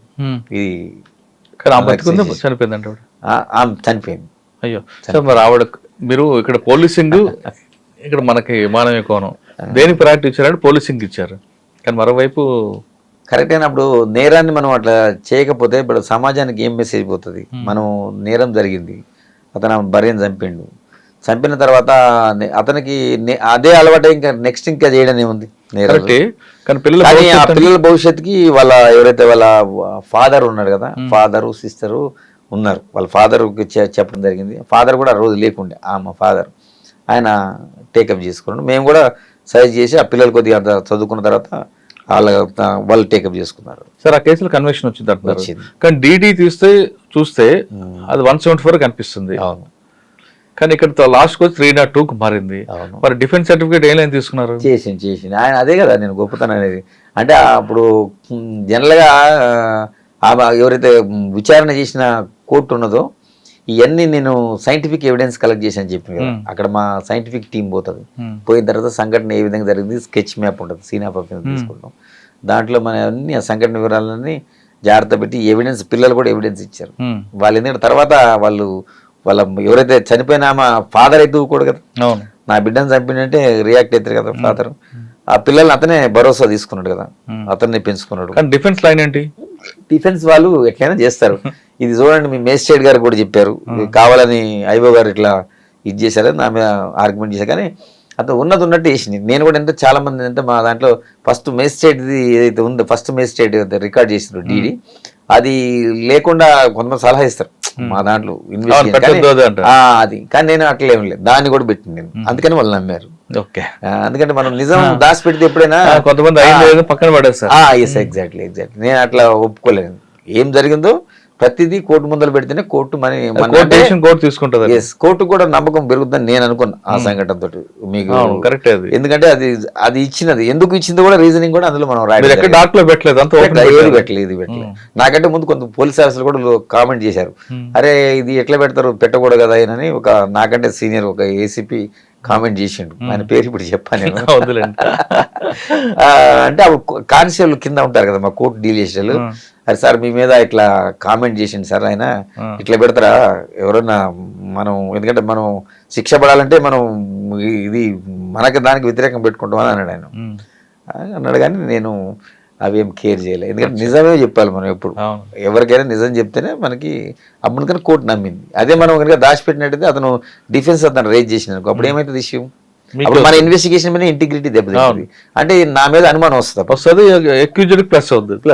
సార్ కరీంనగర్ లో తర్వాత ఎక్కడికి వచ్చారు? ఇంపార్టెంట్ అని చెప్పారు కదా, ఇంకొక కేసు కూడా ఇంపార్టెంట్ చెప్పండి. కరీంనగర్ లో ఉన్నప్పుడు అంటే ఇన్స్పెక్టర్ కొంచెం మనం ఎస్హెచ్ఓ తర్వాత ఇన్స్పెక్టర్ కొంచెం మెచ్యూరిటీ లెవెల్ పెరుగుతుంది మనకి. ఫర్ ఎగ్జాంపుల్ అందులో ఇంకొక కేసు చెప్తున్నాను. ఇంకొక బాయ్ ఉంటాడు, అది కరీంనగర్లో మనకి కాశ్మీర్ గడ్డ అని ఉంటుంది పక్కన. దాంట్లో అది ఇంపార్టెంట్, ఇట్లా సెన్సేషన్ కేసు చెప్పాలంటే మీకు ఇంట్రెస్ట్ ఉంటుంది ప్రజలకు కూడా. అందులో ఒక మేనల్లుడు వాడి స్టడీయింగ్ మోస్ట్లీ సెకండ్ క్లాస్ చదువుతుండు పిల్లడు. వాడు మేనమామ అంటే వాడు ఇంటర్మీడియట్ చదువుతుండు, అప్పుడే కాలేజీకి పోతుండు. వాడికి కొంచెం బైక్ నడపాలని షోకు, మేనమామకి. పిల్లలతో ఆడుకుంటాడు, సరదాగా ఉంటాడు. వాడి సినిమాలు టీవీలు చూసి రిలీజ్ అయ్యి ఆ పిల్లని ఒకరోజు, నేను అది ముందు చెప్తే మీకు మళ్ళీ ఇదైతుంది. ఒకటి వచ్చింది మాకు, ఏది ఒక కంప్లైంట్ వచ్చింది సడన్గా, అంటే మా బాయ్ మిస్సింగ్, ఇంట్లో లేడని. పోయిన తర్వాత ఆ బాయ్ మిస్సింగ్ మేము వెతికినాం, ఏడా దొరకలేదు. వాళ్ళు కంప్లైంట్ ఇస్తారు, మిస్సింగ్ కింద కేసు రిజిస్టర్ చేసిన తర్వాత మాకు అతను ఆ బాయ్ ఎక్కడ కనిపించకుండా మా మీద పోలీసు మీద బాగా ప్రెషర్ ఉంటుంది, మేము బాయ్ మిస్సింగ్ దాంట్లో మీరు ఏం చేస్తున్నారు, మీరు పట్టుకోవాలి కదా మరి అని. నిజంగానే అది మా బాధ్యత కూడా. అది దొరక మేము అంతా మెసేజ్ ఇస్తాం, అన్ని పోలీసుని అలర్ట్ చేస్తాం, అన్ని చేస్తాం. ఆ కేసు నాకు ఇంపార్టెంట్ అనిపించింది కాబట్టి చెప్తున్నాను. ఆ బాయ్ని ఎంత ప్రయత్నం చేసినా మాకు దొరకలేదు. తర్వాత సెకండ్ డే ఆ బాయ్ డెడ్ బాడీ కనిపించింది ఆ కరీంనగర్ అవుట్స్కట్స్లో ముళ్ళపొదలో కనిపిస్తే, అప్పుడు వాళ్ళు మా మీద బాగా పోలీస్ మీద నెగిటివ్ వచ్చింది ఆ ఫ్యామిలీ. అంటే మా మీద దాడి చేయటం అంటే మాటలతోటి అబ్యూజ్ చేయటం. అరే మేము 2 రోజుల కింద మీకు చెప్పాము, మీరేం సాయం చేయలేదు, పోలీసు బాయ్ని కనుక్కోలేదు, ఇక్కడ శవం అయిపోయిండు, చనిపోయిండు అని చెప్పారు. అంటే ఆ కంప్లైంట్లో వాళ్ళు అది కూడా ఇచ్చారు, బాయ్ మిస్సింగ్. ఏంటంటే ఫస్ట్ మనీ డిమాండ్ చేశారు వాళ్ళు, ఒక పబ్లిక్ బూత్ నుంచి, ఫోన్ నుంచి. అంటే మా వైఫల్యం అన్నట్టు వాళ్ళు కామెంట్ చేసి అదంతా వాళ్ళు కొంచెం పోలీస్ స్టేషన్కి వచ్చి కూడా మా మీద అబ్యూజివ్ లాంగ్వేజ్ యూజ్ చేయటం. సరే అని నేను ఆ కేసు ఇన్వెస్టిగేషన్లో మొదలుపెట్టిన తర్వాత జనరల్గా ఏంటంటే మనం డైవర్షన్ అంటే ఎవరో కిడ్నాప్ చేసి డబ్బుల కోసం అడిగారు, తర్వాత మళ్ళీ నెక్స్ట్ రాలే కాల్ వాళ్ళకి పైసలు రెడీ పెట్టుకున్నారు పోలీసు చెప్పకుండా. కానీ ఇక తర్వాత లేదు, వాళ్ళ కాల్ లేదు అక్కడి నుంచి. ఇక నేను ఇన్వెస్టిగేషన్లో చూసిన తర్వాత బయట నుంచి చూసినా కానీ నాకు ఏం ఆధారం దొరకలేదు. తర్వాత కుటుంబ సభ్యుల మీద డౌట్ వచ్చింది నాకు. మరి అక్కడ బయట నుంచి ఆధారం లేదంటే నెక్స్ట్ కుటుంబ సభ్యులు పోవాలా, దానికి గట్స్ ఉండాలి కుటుంబ సభ్యుల మీద ఇన్వెస్టిగేట్ చేయాలి. అంటే వాళ్ళు ఏమనుకుంటారు ఆ ఫ్యామిలీ జనరల్గా, అరే మేమే మా కుటుంబ సభ్యులు లాస్ అయినాం, మీ పోలీసు ఇన్ఎఫిషియన్సీ మీరు కనిపెట్టకుండా ఇంకా మమ్మల్ని అనుమానిస్తారని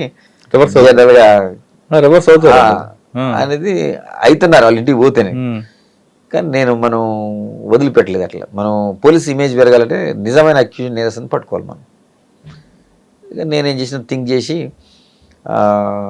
మా ఇన్వెస్టిగేషన్ స్టార్ట్ చేసిన. మనం ఏంటంటే అప్పుడు ఉన్నాయి కొన్ని యాక్చువల్గా సీసీ కెమెరాల ఇంపార్టెన్స్ గురించి మీకు చెప్పడానికి చెప్తాను.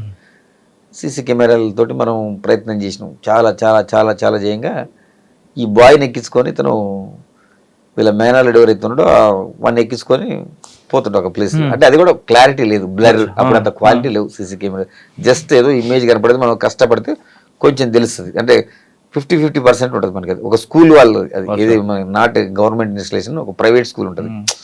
అంటే మేము సీసీ కెమెరా వేయడం కూడా అది ఒక ప్రయత్నం. అక్కడ క్యాచ్ ఉంది. అంటే ఆ పిల్లోడిని మర్డర్ కంటే ముందు అతను తీసుకుపోవడం జరిగింది. ఒక ప్లేస్లో మోటార్ సైకిల్ మీద ఎక్కించుకొని పోతాడు. అంటే ఎక్కించుకొని పోవచ్చు కానీ అతన్ని మనం పట్టుకొని మాట్లాడలేము.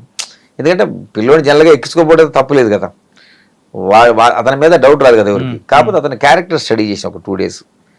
అతను కొంచెం ఇంటి దగ్గర నుంచి పైసలు రావడం, చిల్లరగా దోస్తులతోటి తిరగటం, బయట కొంచెం మిస్బిహేవియర్, కొంచెం తాగటం, అట్లా టైప్ ఆఫ్ ఉంది వాడు. అప్పుడు ఏది ఇంటర్మీడియట్లోనే వాడు ఆ లెవెల్లో ఉన్నాడు, సెకండ్ ఇయర్లోనే. డౌట్ వచ్చి వాడిని నైట్ మేము మా పాయింట్ ఆఫ్ వ్యూ ఏం చేస్తాం, బయట పికప్ చేసిన వాడిని. ఇంటి దగ్గర పోయే పరిస్థితి ఉంటుంది, అంటే ధైర్యం కావాలి నాకు కూడా. ఎందుకంటే ఇప్పుడు అప్పటికే వాళ్ళ కుటుంబ సభ్యుల్లో లాస్ అయిండు, సేమ్ వాళ్ళ మేనల్లుడు అంటే వాళ్ళు కూడా ఒప్పుకోరు. అతను పికప్ చేసి ఇక మా పాయింట్ ఆఫ్ వ్యూలో మేము అవి వేరే విధంగా ఉంటుంది, కొట్టకుండా తీసినాం, ఒక్క దెబ్బ కూడా కొట్టలేదు. అది కూడా చెప్తున్నా సైకలాజికల్గానే. అంటే సీసీ కెమెరా చూపించుకుంటూ మాట్లాడాను. తర్వాత అది ఫస్ట్ డినై చేస్తాడు, చేసినా అతను ఆన్సర్ చేయాలి కదా, హ్యాస్ టు ఆన్సర్, నీకేం కాదు నేను చెప్తామని. సరే కొన్ని రకరకాలు ఉంటాయి. మనం హ్యూమన్ సైకాలజీ బిఎడ్లో కూడా చదివి ఉంటుంది, మీకు తెలిసి ఉంటుంది. ఆ హ్యూమన్ సైకాలజీ అంటే కొడితే పెద్ద విశేషం కాదు, మేము ఎవరిని కొట్టలే, కారు. మనం బై క్వశ్చనింగ్ ఇంట్రాగేషన్ అంటే ఏమంటే మీరు కొడతారని అనుకుంటారు కాబట్టి జనరల్ ప్రజలు, అట్లనే దాన్ని ఒక్క దెబ్బ కూడా కొట్టకుండా అతని దగ్గర నుంచి ఇన్ఫర్మేషన్ తీసుకొని అక్కడ సీన్ ఆఫ్ అఫెన్స్ మనకి యాక్చువల్గా అట్లా ఉంటుంది, కొరాబరేట్ చేయాలి కేసుని. ఒక చాకు దొరుకుతుంది మనకి, ఏదైతే మర్డర్ జరిగిందో ఆ ప్లేస్లో ఆ చాక్ జరిగింది ఆ పిల్లోడు మాకు అతను అడ్మిట్ అయిపోతాడు. కానీ అతను చంపిండంటే వీళ్ళు ఎవరు నమ్మరు. అవునండి మావాడు బండి ఎక్కించుకోకపోవచ్చు కానీ ఎట్లా అర్థమైందా, నమ్ముతారు మీరు ఆ ప్లేస్ లో ఉన్నా కానీ. నేను కూడా నమ్మను, ఏదో స్టోరీ చెప్తున్నారు పోలీసు అనుకుంటారు, పోలీసులు కావాలని మా అబ్బాయిని ఇరికిస్తున్నారు అంటారు. అప్పుడు నేనేం చేసిన, ఇప్పుడు ఆ scene of offence videography, photography అన్ని చేసిన ఫస్ట్ మర్డర్ అయినప్పుడు ఆ సీన్ లో మనకు ఒక చాకు దొరుకుతుంది, కూరగాయలు కట్ చేసే చాకు. అది ఎవరిదంటే ఆ పిల్లగాడి ఇంట్లో చాక్. అది మేము ఒక 4-5 చాకులు అక్కడ ప్లాన్ చేసి వాళ్ళ అమ్మని పిలిపిస్తాం, ఎవరైతే విక్టిమ్ ఉందో పిలిపించి చూపిస్తాం ఇవన్నీ చాకు, ఇది ఎవరి అమ్మ ఈ చాకులు అండి. అందులో నుంచి ఒక చాకు తీసి ఇది మాది అంటది. ఎన్ని రోజులు మిస్ అయిందంటే ఆ పిల్లగాడి వెళ్ళి నుంచి కనపడట్లేదు, ఇదే చాకుని వీడు తీసుకుపోయి అక్కడ మర్డర్ చేసిన తర్వాత ఎంత తెలికల నేరస్తుడు కూడా కొన్ని వస్తువులు అక్కడ వదిలిపెడతాడు, అంటే క్లూ వస్తాడు. ఇతను ఏం చేసిండు యాక్చువల్గా ఆ పిల్లని పికప్ చేసిండు, ఆ చెట్ల కాడ కట్టేసి అన్నీ ఉంటాయి, కొంచెం ఫారెస్ట్ లెక్క ఉంటుంది, అందులో కట్టేసి పబ్లిక్ బూత్కి వచ్చి ఫోన్ చేశాడు, ఏది నాకు ఇన్ని పైసలు కావాలని డిమాండ్ చేస్తాడు. వాళ్ళ బావుకే చేస్తాడు. కానీ వాడికి వాయిస్ గుర్తుపట్టలే, అతను చేంజ్ చేసి మాట్లాడాడు. తర్వాత మళ్ళీ వాడికి ఏం డౌట్ వచ్చిందంటే, ఎస్ నేను డబ్బులు అడిగినా, మళ్ళీ ఇంటికి పోయిన తర్వాత నాన్న చెప్తా అంటాడు కదా, తీసుకొచ్చి ఫారెస్ట్లో కట్టేసింది కదా. వాడికి అప్పుడు అనుమానం వచ్చింది. ఫస్ట్ నేరం మొదలు పెట్టినప్పుడు అర్థం కాలేదు వానికి. తర్వాత ఏం డౌట్ వచ్చింది, ఒకవేళ నాకు పైసలు ఇచ్చిస్తారు కానీ ఈ పిల్లగాడు రిలీజ్ చేస్తే ఇంటికి పోయిన తర్వాత నేను చెప్తా అంటాడు కదా, అమ్మ చెప్తా అంటాడు కదా. అందుకని అది తట్టుకోలేక వాడికి డౌట్ వచ్చి అప్పుడు చంపేస్తాడు కదా. అయ్యో, ఇంట్లో తీసుకొచ్చి చేస్తాడు. కత్తి కోసం ఇంటికి వస్తాడు. కత్తి కూడా మొదలు తీసుకోండి ప్లాన్ ప్రకారం. ఇంట్లో కత్తే కదా, వాడు అక్కడే ఉంటాడు కదా, వాడు వాళ్ళ ఇల్లు ఇద్దరు పక్క వెళ్ళి వాళ్ళ ఇంట్లో ఏదైతే కూరగాయలు కట్ చేసే చాకు ఉంటుందో ఆ చాకు పికప్ చేసుకొని ఈ పిల్లగాడు పికప్ చేసుకొని ఆ బండి ఎక్కించుకొని వస్తాడు. అంటే చంపేద్దాం ఉద్దేశం బెదిరిద్దాం ఉద్దేశం? బెదిరిద్దామని అచ్చా, బెదిరించి పైసలు తీసుకుందామని. కానీ పైసలు వాడికి అప్పుడు డౌట్ వచ్చింది ఏమని, ఎస్ నేను పైసలు తీసుకున్నాక వాడు ఆగాడు కదా, సో నన్ను తీసుకొచ్చి కట్టేసిందంటే వాళ్ళకి డౌట్ వస్తుంది కదా. అందుకని అప్పుడు అక్కడ డౌట్ వచ్చి చంపేస్తాను, అనవసరంగా ప్రాణం తీస్తాడు. ఆ పిల్లడు చనిపోయాడు. అయ్యో కాదండి, పిల్లడు చంపొద్దు అని అంటాడు కదా మేనమామ కదా. అవును, అయినా కానీ వాడు థ్రోట్ కట్ చేసి చంపేశాడు పిల్లడు. చాలా బాధ అనిపించింది.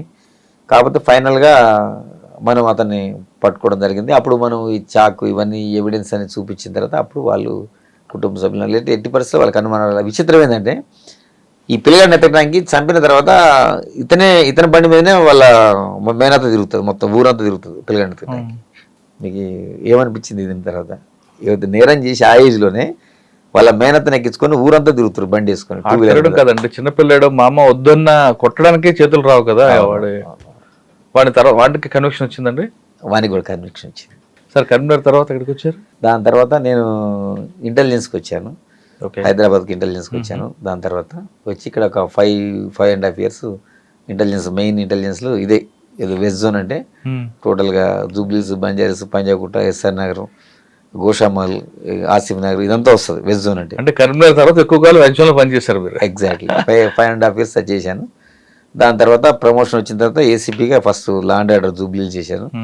దాని తర్వాత నెక్స్ట్ మళ్ళీ లా అండ్ ఆర్డర్ నుంచి ట్రాఫిక్. సార్ జూబ్లీస్ లో ఎలాగుంటుంది అన్న పరిస్థితి? ఎందుకంటే ఇక్కడ ఎక్యూజ్డ్ హై ఇన్ఫ్లుయెన్స్ ఉంటాడు, కంప్లైంట్ హై ఇన్ఫ్లుయెన్స్ ఉంటాడు.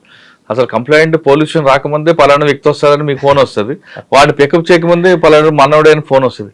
ఈ ప్రజలు ఎలా తట్టుకుంటారండి జూబ్లీస్ లో? మూవ్మెంట్ ఉంటుంది. మనం సిన్సియర్గా ఉంటే అట్లా ఏం జరగదు. కొంచెం మనం మిగతా పోలీస్ స్టేషన్ లో పోల్చుకుంటే జూబ్లీస్ మాత్రం కొంచెం ప్రజలు ఎక్కువ ఉంటారు, హైలీ ఇన్ఫ్లుయెన్స్ ఉంటారు. ఫర్ ఎగ్జాంపుల్ మీకు ఒకటి చెప్తా ఎగ్జాంపుల్, అంటే అది జనరల్గా ఏంటంటే మనం ఇన్వెస్టిగేట్ ఇక్కడ ఆఫీసర్స్, అప్పుడు మన సివి ఆనంద్ సార్ మాకు సిపి హైదరాబాద్ సేమ్ సారే ఉండే అప్పుడు. మధ్యలో తర్వాత సార్ ట్రాన్స్ఫర్ అయిన తర్వాత మన ఎలక్షన్ టైంలో సార్ మారిండే అప్పుడు. సో మారి తన ఈసారి సందీప్ చాండిలే సార్ వచ్చారు. ఆ సార్ తర్వాత మళ్ళీ నెక్స్ట్ శ్రీనివాస్ రెడ్డి సార్ కూడా వచ్చారు. ఆ సార్ పీరియడ్ కూడా చేశాను. అంటే వస్తుంటే ఇంపార్టెంట్ మీరు అన్నట్టు కేసెస్ చాలా ఇంపార్టెంట్, ఫైనాన్షియల్ తర్వాత వేరియస్ థింగ్స్ వస్తుంటాయి. కానీ మనం కొంచెం అందరితో కూడా మర్యాదగా మాట్లాడాలి. నా ఫస్ట్ నుంచి కూడా నేను ఎవరిని కూడా అబ్యూజివ్ లాంగ్వేజ్ వాడాను నేను. ఎందుకంటే మాట్లాడితే అడ్వాంటేజ్ తీసుకుంటారు. ఇలా పోలీసులు కొంతమంది తెలిసి తెలియక మాట్లాడుతుంటారు, కానీ ఇట్స్ నాట్ కరెక్ట్. అంటే మై పాయింట్, మీరు మాట్లాడకపోయినా మిమ్మల్ని ట్రాప్ లో పెట్టడానికి చాలా మంది ఉంటారు జూబ్లీస్ లో. మరి అటువంటి ట్రాప్ లో పడలేదా? ఆఫర్ ఎప్పుడు జరగలేదు. కానీ ఎక్కువ ఉంటాయండి, హనీ ట్రాప్స్ ఉంటాయి, అండ్ చాలా వేరియస్ క్రైమ్స్ ఉంటాయి ఇక్కడ. ఇక స్టేట్ ఈ 2 స్టేట్లకు సంబంధించిన వాళ్ళందరూ కేంద్రీకృతమైనది జూబ్లీస్. ఫిలింనగర్, జూబ్లీస్ అంటే 2 PSలు వస్తున్నాయి. సార్ మీకు జూబ్లీస్ లో బాగా గుర్తుపెట్టిన సంగతి, ఎందుకంటే మీరు 2 స్టేట్లకు సంబంధించిన వాళ్ళు చూశారు కాబట్టి. కేసు ఇన్వెస్టిగేషన్లో చాలా important. For example Lingotam Ram అని మన ఇక్కడ మన కృష్ణానగర్ దాంట్లో జరిగింది ఒకటి సంఘటన, ఇంపార్టెంట్ మర్డర్ కేసు. అంటే ఏసీపీ కంటే నాకు నేనే సూపర్వైజర్ ఆఫీసర్ కాబట్టి నైట్ నేను అప్పుడే ఇంటికి వెళ్ళిన తర్వాత 11 o'clock నాకు కాల్ వచ్చింది, ఒక మర్డర్ జరిగింది మన ఇక్కడ కృష్ణానగర్లో. అక్కడ వాళ్ళు అరౌండ్ అందులో ఒక అతను ఆ రాము అంతాన్ని ఒక ఇంటికి వస్తాడు.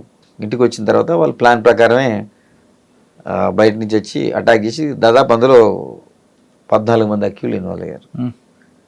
అతన్ని అంటే భయంకరంగా అతన్ని పెనిస్ కూడా కట్ చేస్తారు ఆ కేసులో. అంతే అందులో ఆ కోపం ఉంది అతను. దాదాపు ఆయన బాడీ మీద నాకు తెలిసి ఒక 140-142 ఉన్నాయి కత్తిపోట్లు. అది అంత భయంకరంగా చంపడం. ఎందుకంటే అంత కసి అతనికి ఏంటంటే యాక్చువల్గా అతను ఒక లేడీకి ఇష్టపడుతుండ అతను, రాము అని అతను. ఇందులో ఉన్న నేరస్తుడికి కూడా ఒక అతనికి అదే లేడీతో సంబంధం ఉంది. అతను ఒక అక్యూడు.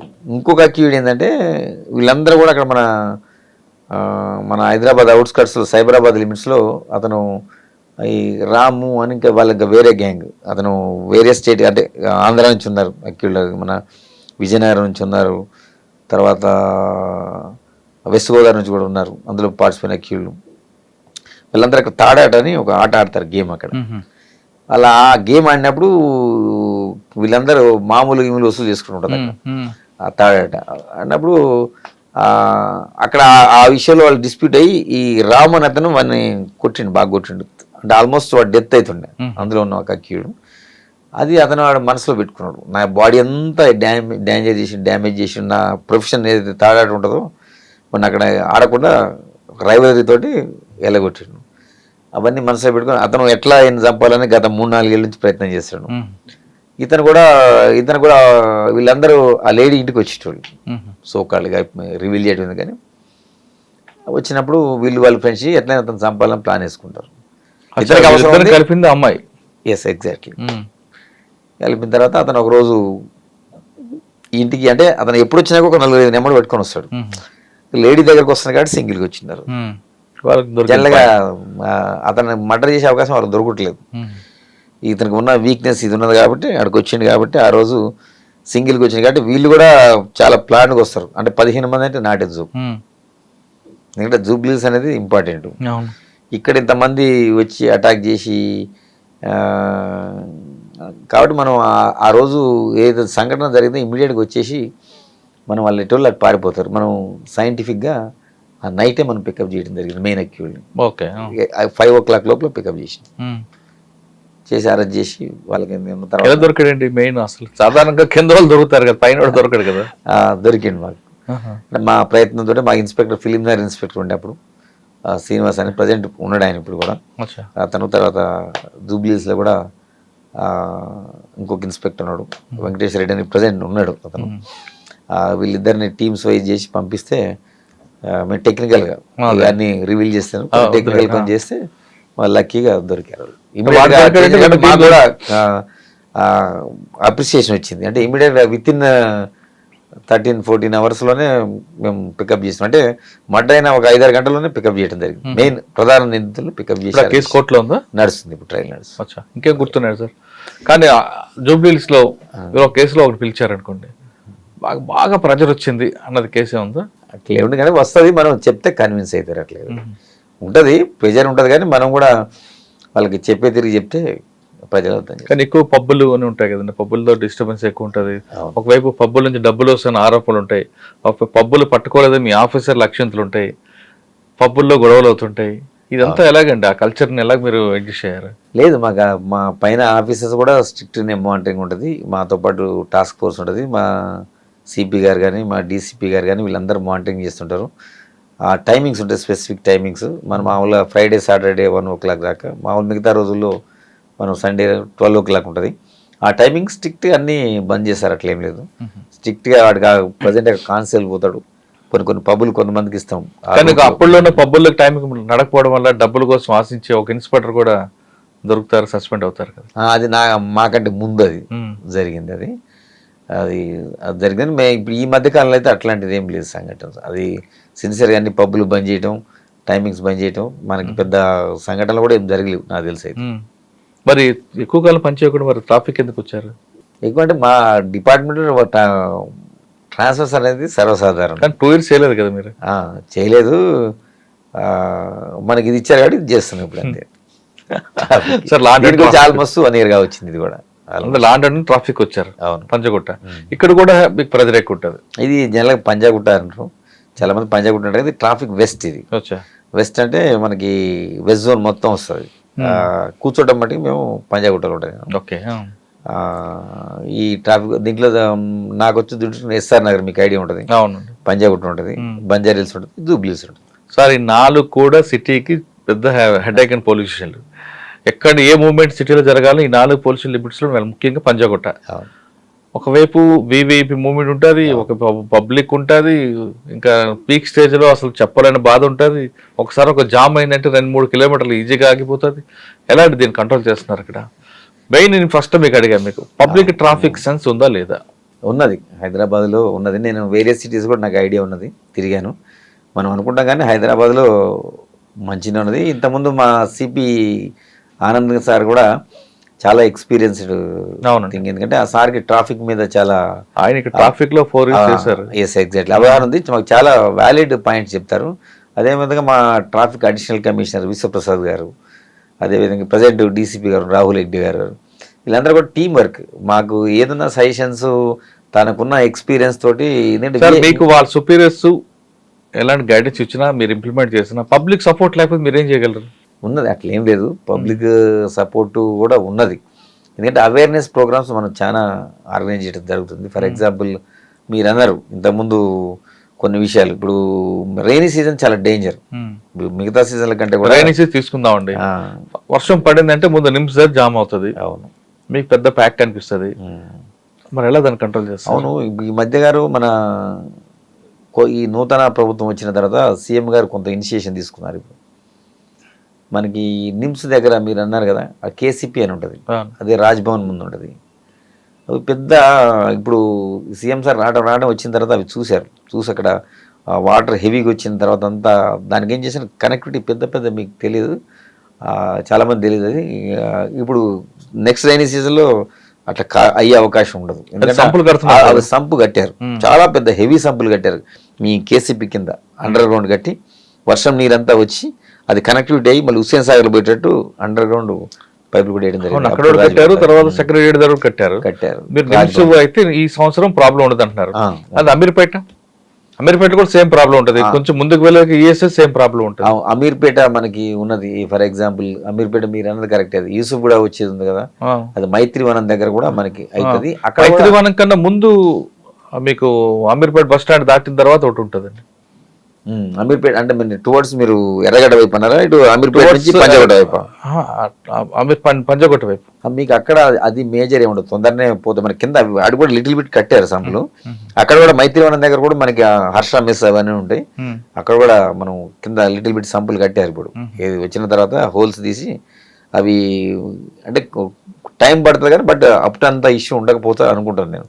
నెక్స్ట్ రైనీస్ మనం అబ్జర్వ్ చేయొచ్చు. సార్ వెహికల్స్ పెరుగుతున్నాయి, రోడ్ స్పేస్ పెరగట్లేదు, మరి ఎలా? అంటే మనకి హైదరాబాద్ అనేది ఇప్పుడు షాపింగ్ కాంప్లెక్స్ తీసుకోండి, అటు పార్కింగ్ అంతా రోడ్డు మీద ఉంటుంది, సెల్లార్లో ఉన్న పార్కింగ్ ఉంటుంది. లేదు, ఇక్కడికి వచ్చిన తర్వాత మనం వాటి మీద యాక్షన్ తీసుకోవడం జరుగుతుంది. మనం అడుగుతారు రిపోర్ట్ మీరు అన్నట్టు. ఇప్పుడు హైదరాబాద్ అనేది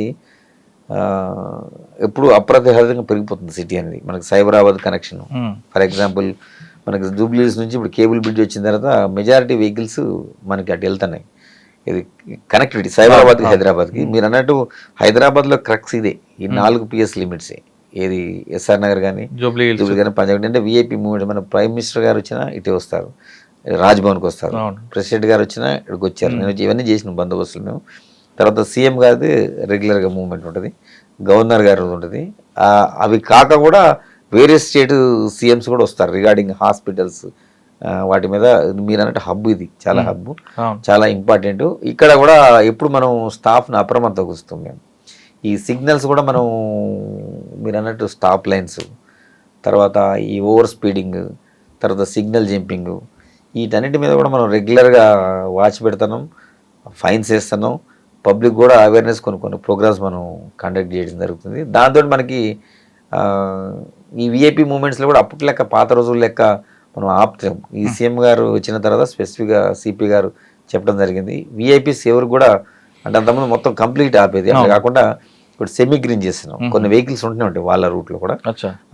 ఇది ఓన్లీ ఈవెన్ సీఎం గారు కూడా స్వయంగా చెప్పడం జరిగింది, ఇది సెమీ గ్రీన్లో వెళ్తాం, నేను నా గురించి ట్రాఫిక్ ఆపొద్దు అనేది వచ్చింది. అందుకని మినిమైజ్ చేసి మనం 1.5 minutes 2 minutes కంటే ఎక్కడ కూడా ఎవరిని కూడా రిస్ట్రిక్ట్ చేయలేదు. ఆపోజిట్లో కూడా ట్రాఫిక్ నడుపుతున్నాం. మీరు అబ్జర్వ్ చేశారు, ఎందుకంటే అంతకుముందు విఐపి వస్తున్నట్టే ఆపోజిట్ కూడా ఆపేది సీఎం గారు. ఇప్పుడు జూబ్లీస్ లో సీఎం గారు పాస్ అయ్యారు అనుకోండి, ఇంత ముందు ఏముండదు, జూబ్లీస్ పాస్ అయితే పంజగుట్ట క్రాస్ అయ్యే వరకు, టైల్ పంజగుట్ట వచ్చే వరకు ట్రాఫిక్ ఆపేది.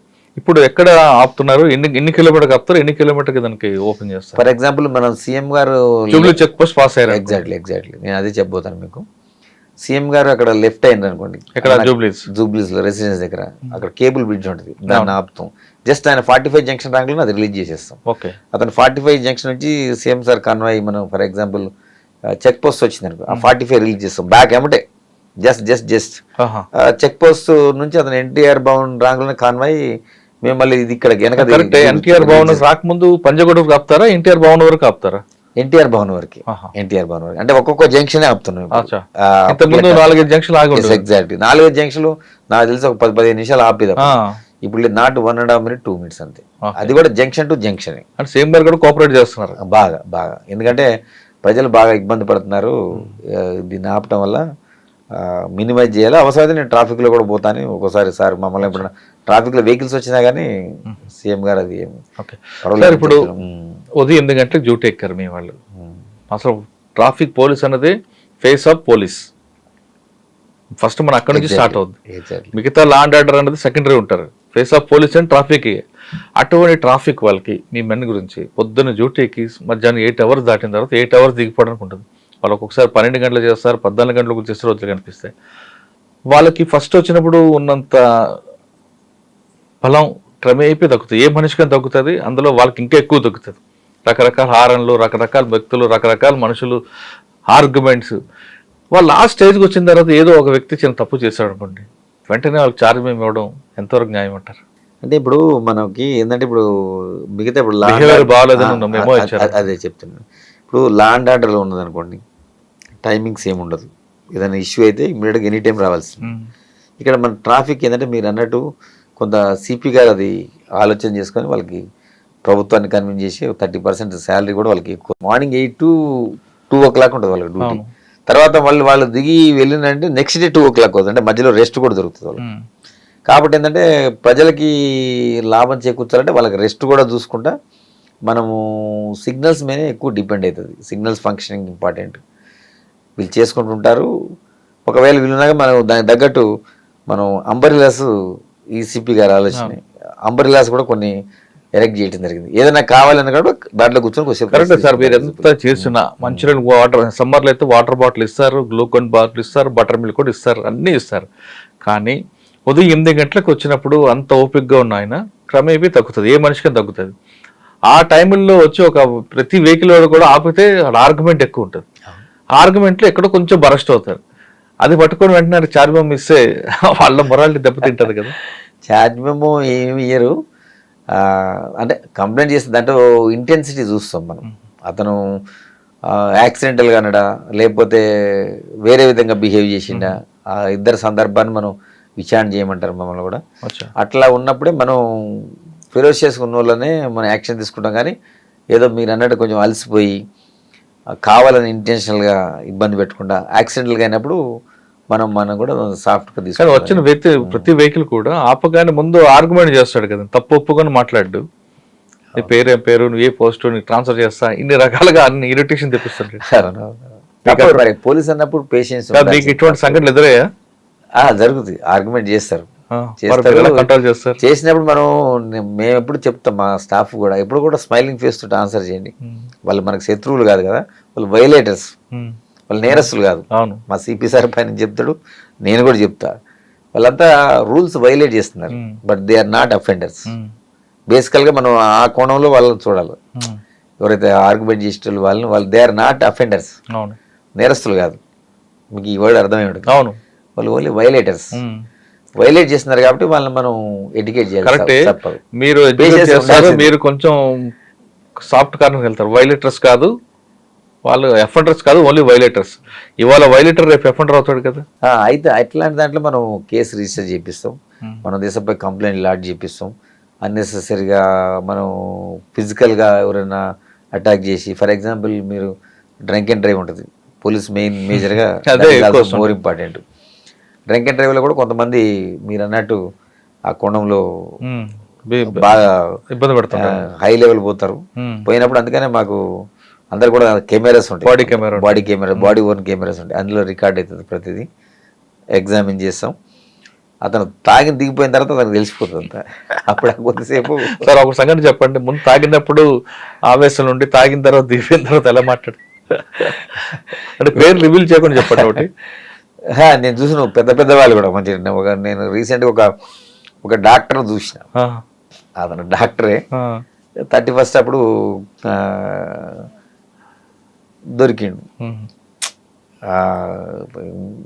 డ్రంక్ అండ్ డ్రైవ్లో దొరుకుతారు. డ్రంక్ అండ్ డ్రైవ్ మీరు అన్నిటికంటే డేంజర్ అంటే మీరు ఇంతకుముందు కూడా మాట్లాడుకున్నాం మనం, అన్నిటికంటే డేంజర్ డ్రంక్ అండ్ డ్రైవ్. ఎందుకంటే అతను డ్రంక్ చేసిన తర్వాత అతనికి పని చేయదు, అంటే కొంచెం అదొక స్టేటస్లో పోతాడు.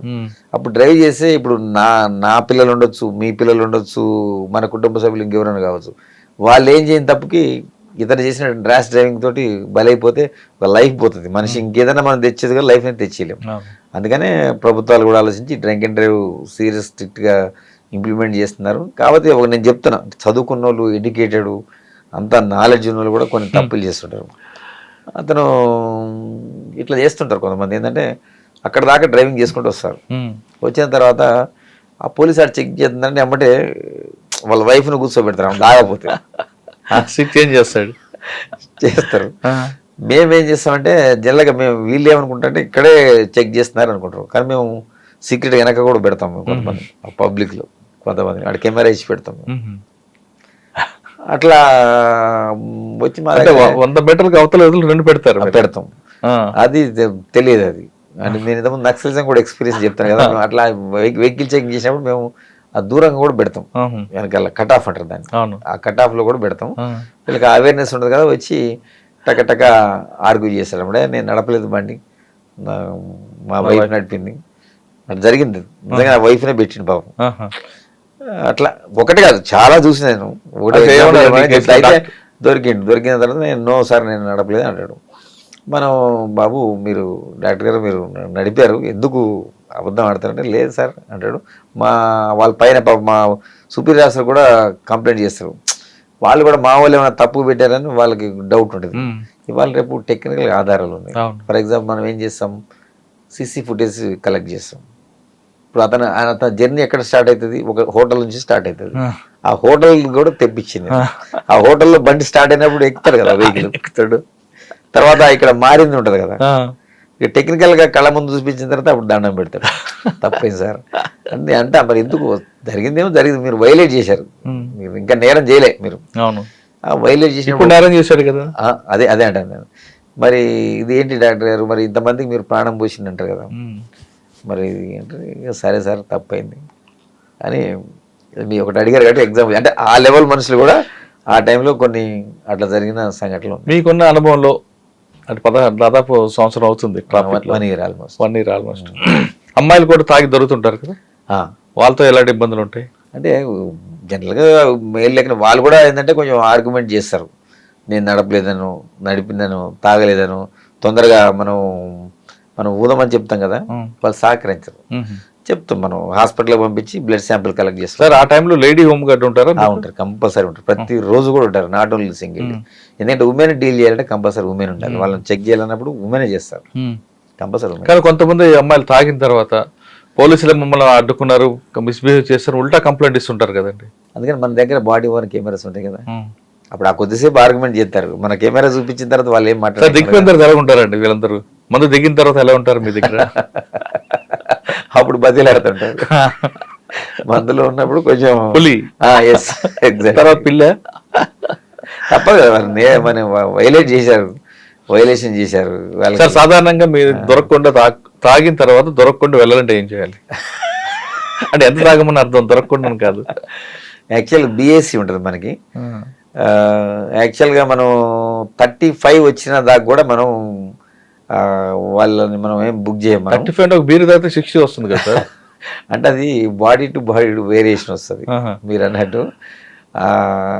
అది మనం సైంటిఫిక్ గా ఫిక్స్ చేశారు. హ్యూమన్ మనిషిని మనలో బాడీ హీట్ బట్టి కూడా ఎందుకంటే ఇప్పుడు దాని తర్వాతే వాడు బ్రెయిన్ కరెక్ట్ గా ఉండవు, అప్పుడు యాక్సిడెంట్ చేసే అవకాశం ఉండదు అని చెప్పేసి మనం అక్కడికి ఫిక్స్ చేసేదాన్ని. 35 వచ్చినా కానీ మీకు ఏం పంపించేస్తారు. 36 వచ్చింది అనుకో తప్పదు, బుక్ చేస్తారు. కానీ కొంతమంది 70, 80, 90 వస్తుంటాయి. అంటే దాన్ని బట్టి ఉంటుంది. మనం మీరు అన్నట్టు అక్కడ కోర్టుకు పంపించిన తర్వాత మనకి 200 క్రాస్ అయింది అనుకోండి, 100 క్రాస్ అయింది అనుకోండి, అప్పుడు 2-3 రోజులు జైలు శిక్ష పెరుగుతుంది. అప్పుడు మనకి 100 లోపు అయితే వాళ్ళకి జస్ట్ మేజిస్ట్రేట్ కూడా ఫైన్ వేస్తారు. సార్ కొంతమంది ఆర్గ్యుమెంట్ ఏం చేస్తారంటే, నేను ఉదయం తాగాను, పోలీసులు రాత్రి చెక్ చేశారు, లేదు నిన్న తాగాను, ఇవాళ రాత్రి చెక్ చేశారు, నేను ఇవాళ అసలు తాగలేదు అంటారు. అంటే నిన్న తాగింది కూడా బాడీలో ఉంటుందా? ఉంటుంది. కొంతమందికి ఉంటుంది. కొంతమంది బీర్ తాగేవండి, బీర్ లో వాటర్ కలుపుకొని తాగి ఆయనే పట్టుకున్నారంటారే. ఆయన మిషన్ ఇంపార్టెంట్ కదా, మన బ్రీత్ అనలైజర్ ఇంపార్టెంట్. ఇప్పుడు అతను చెప్పడం ఆర్గ్యుమెంట్ వేరు, మన బ్రీత్ అనలైజర్ లో వస్తే మనమేం కూడా ఏం చేయలేదు కదా, రికార్డెడ్ అది.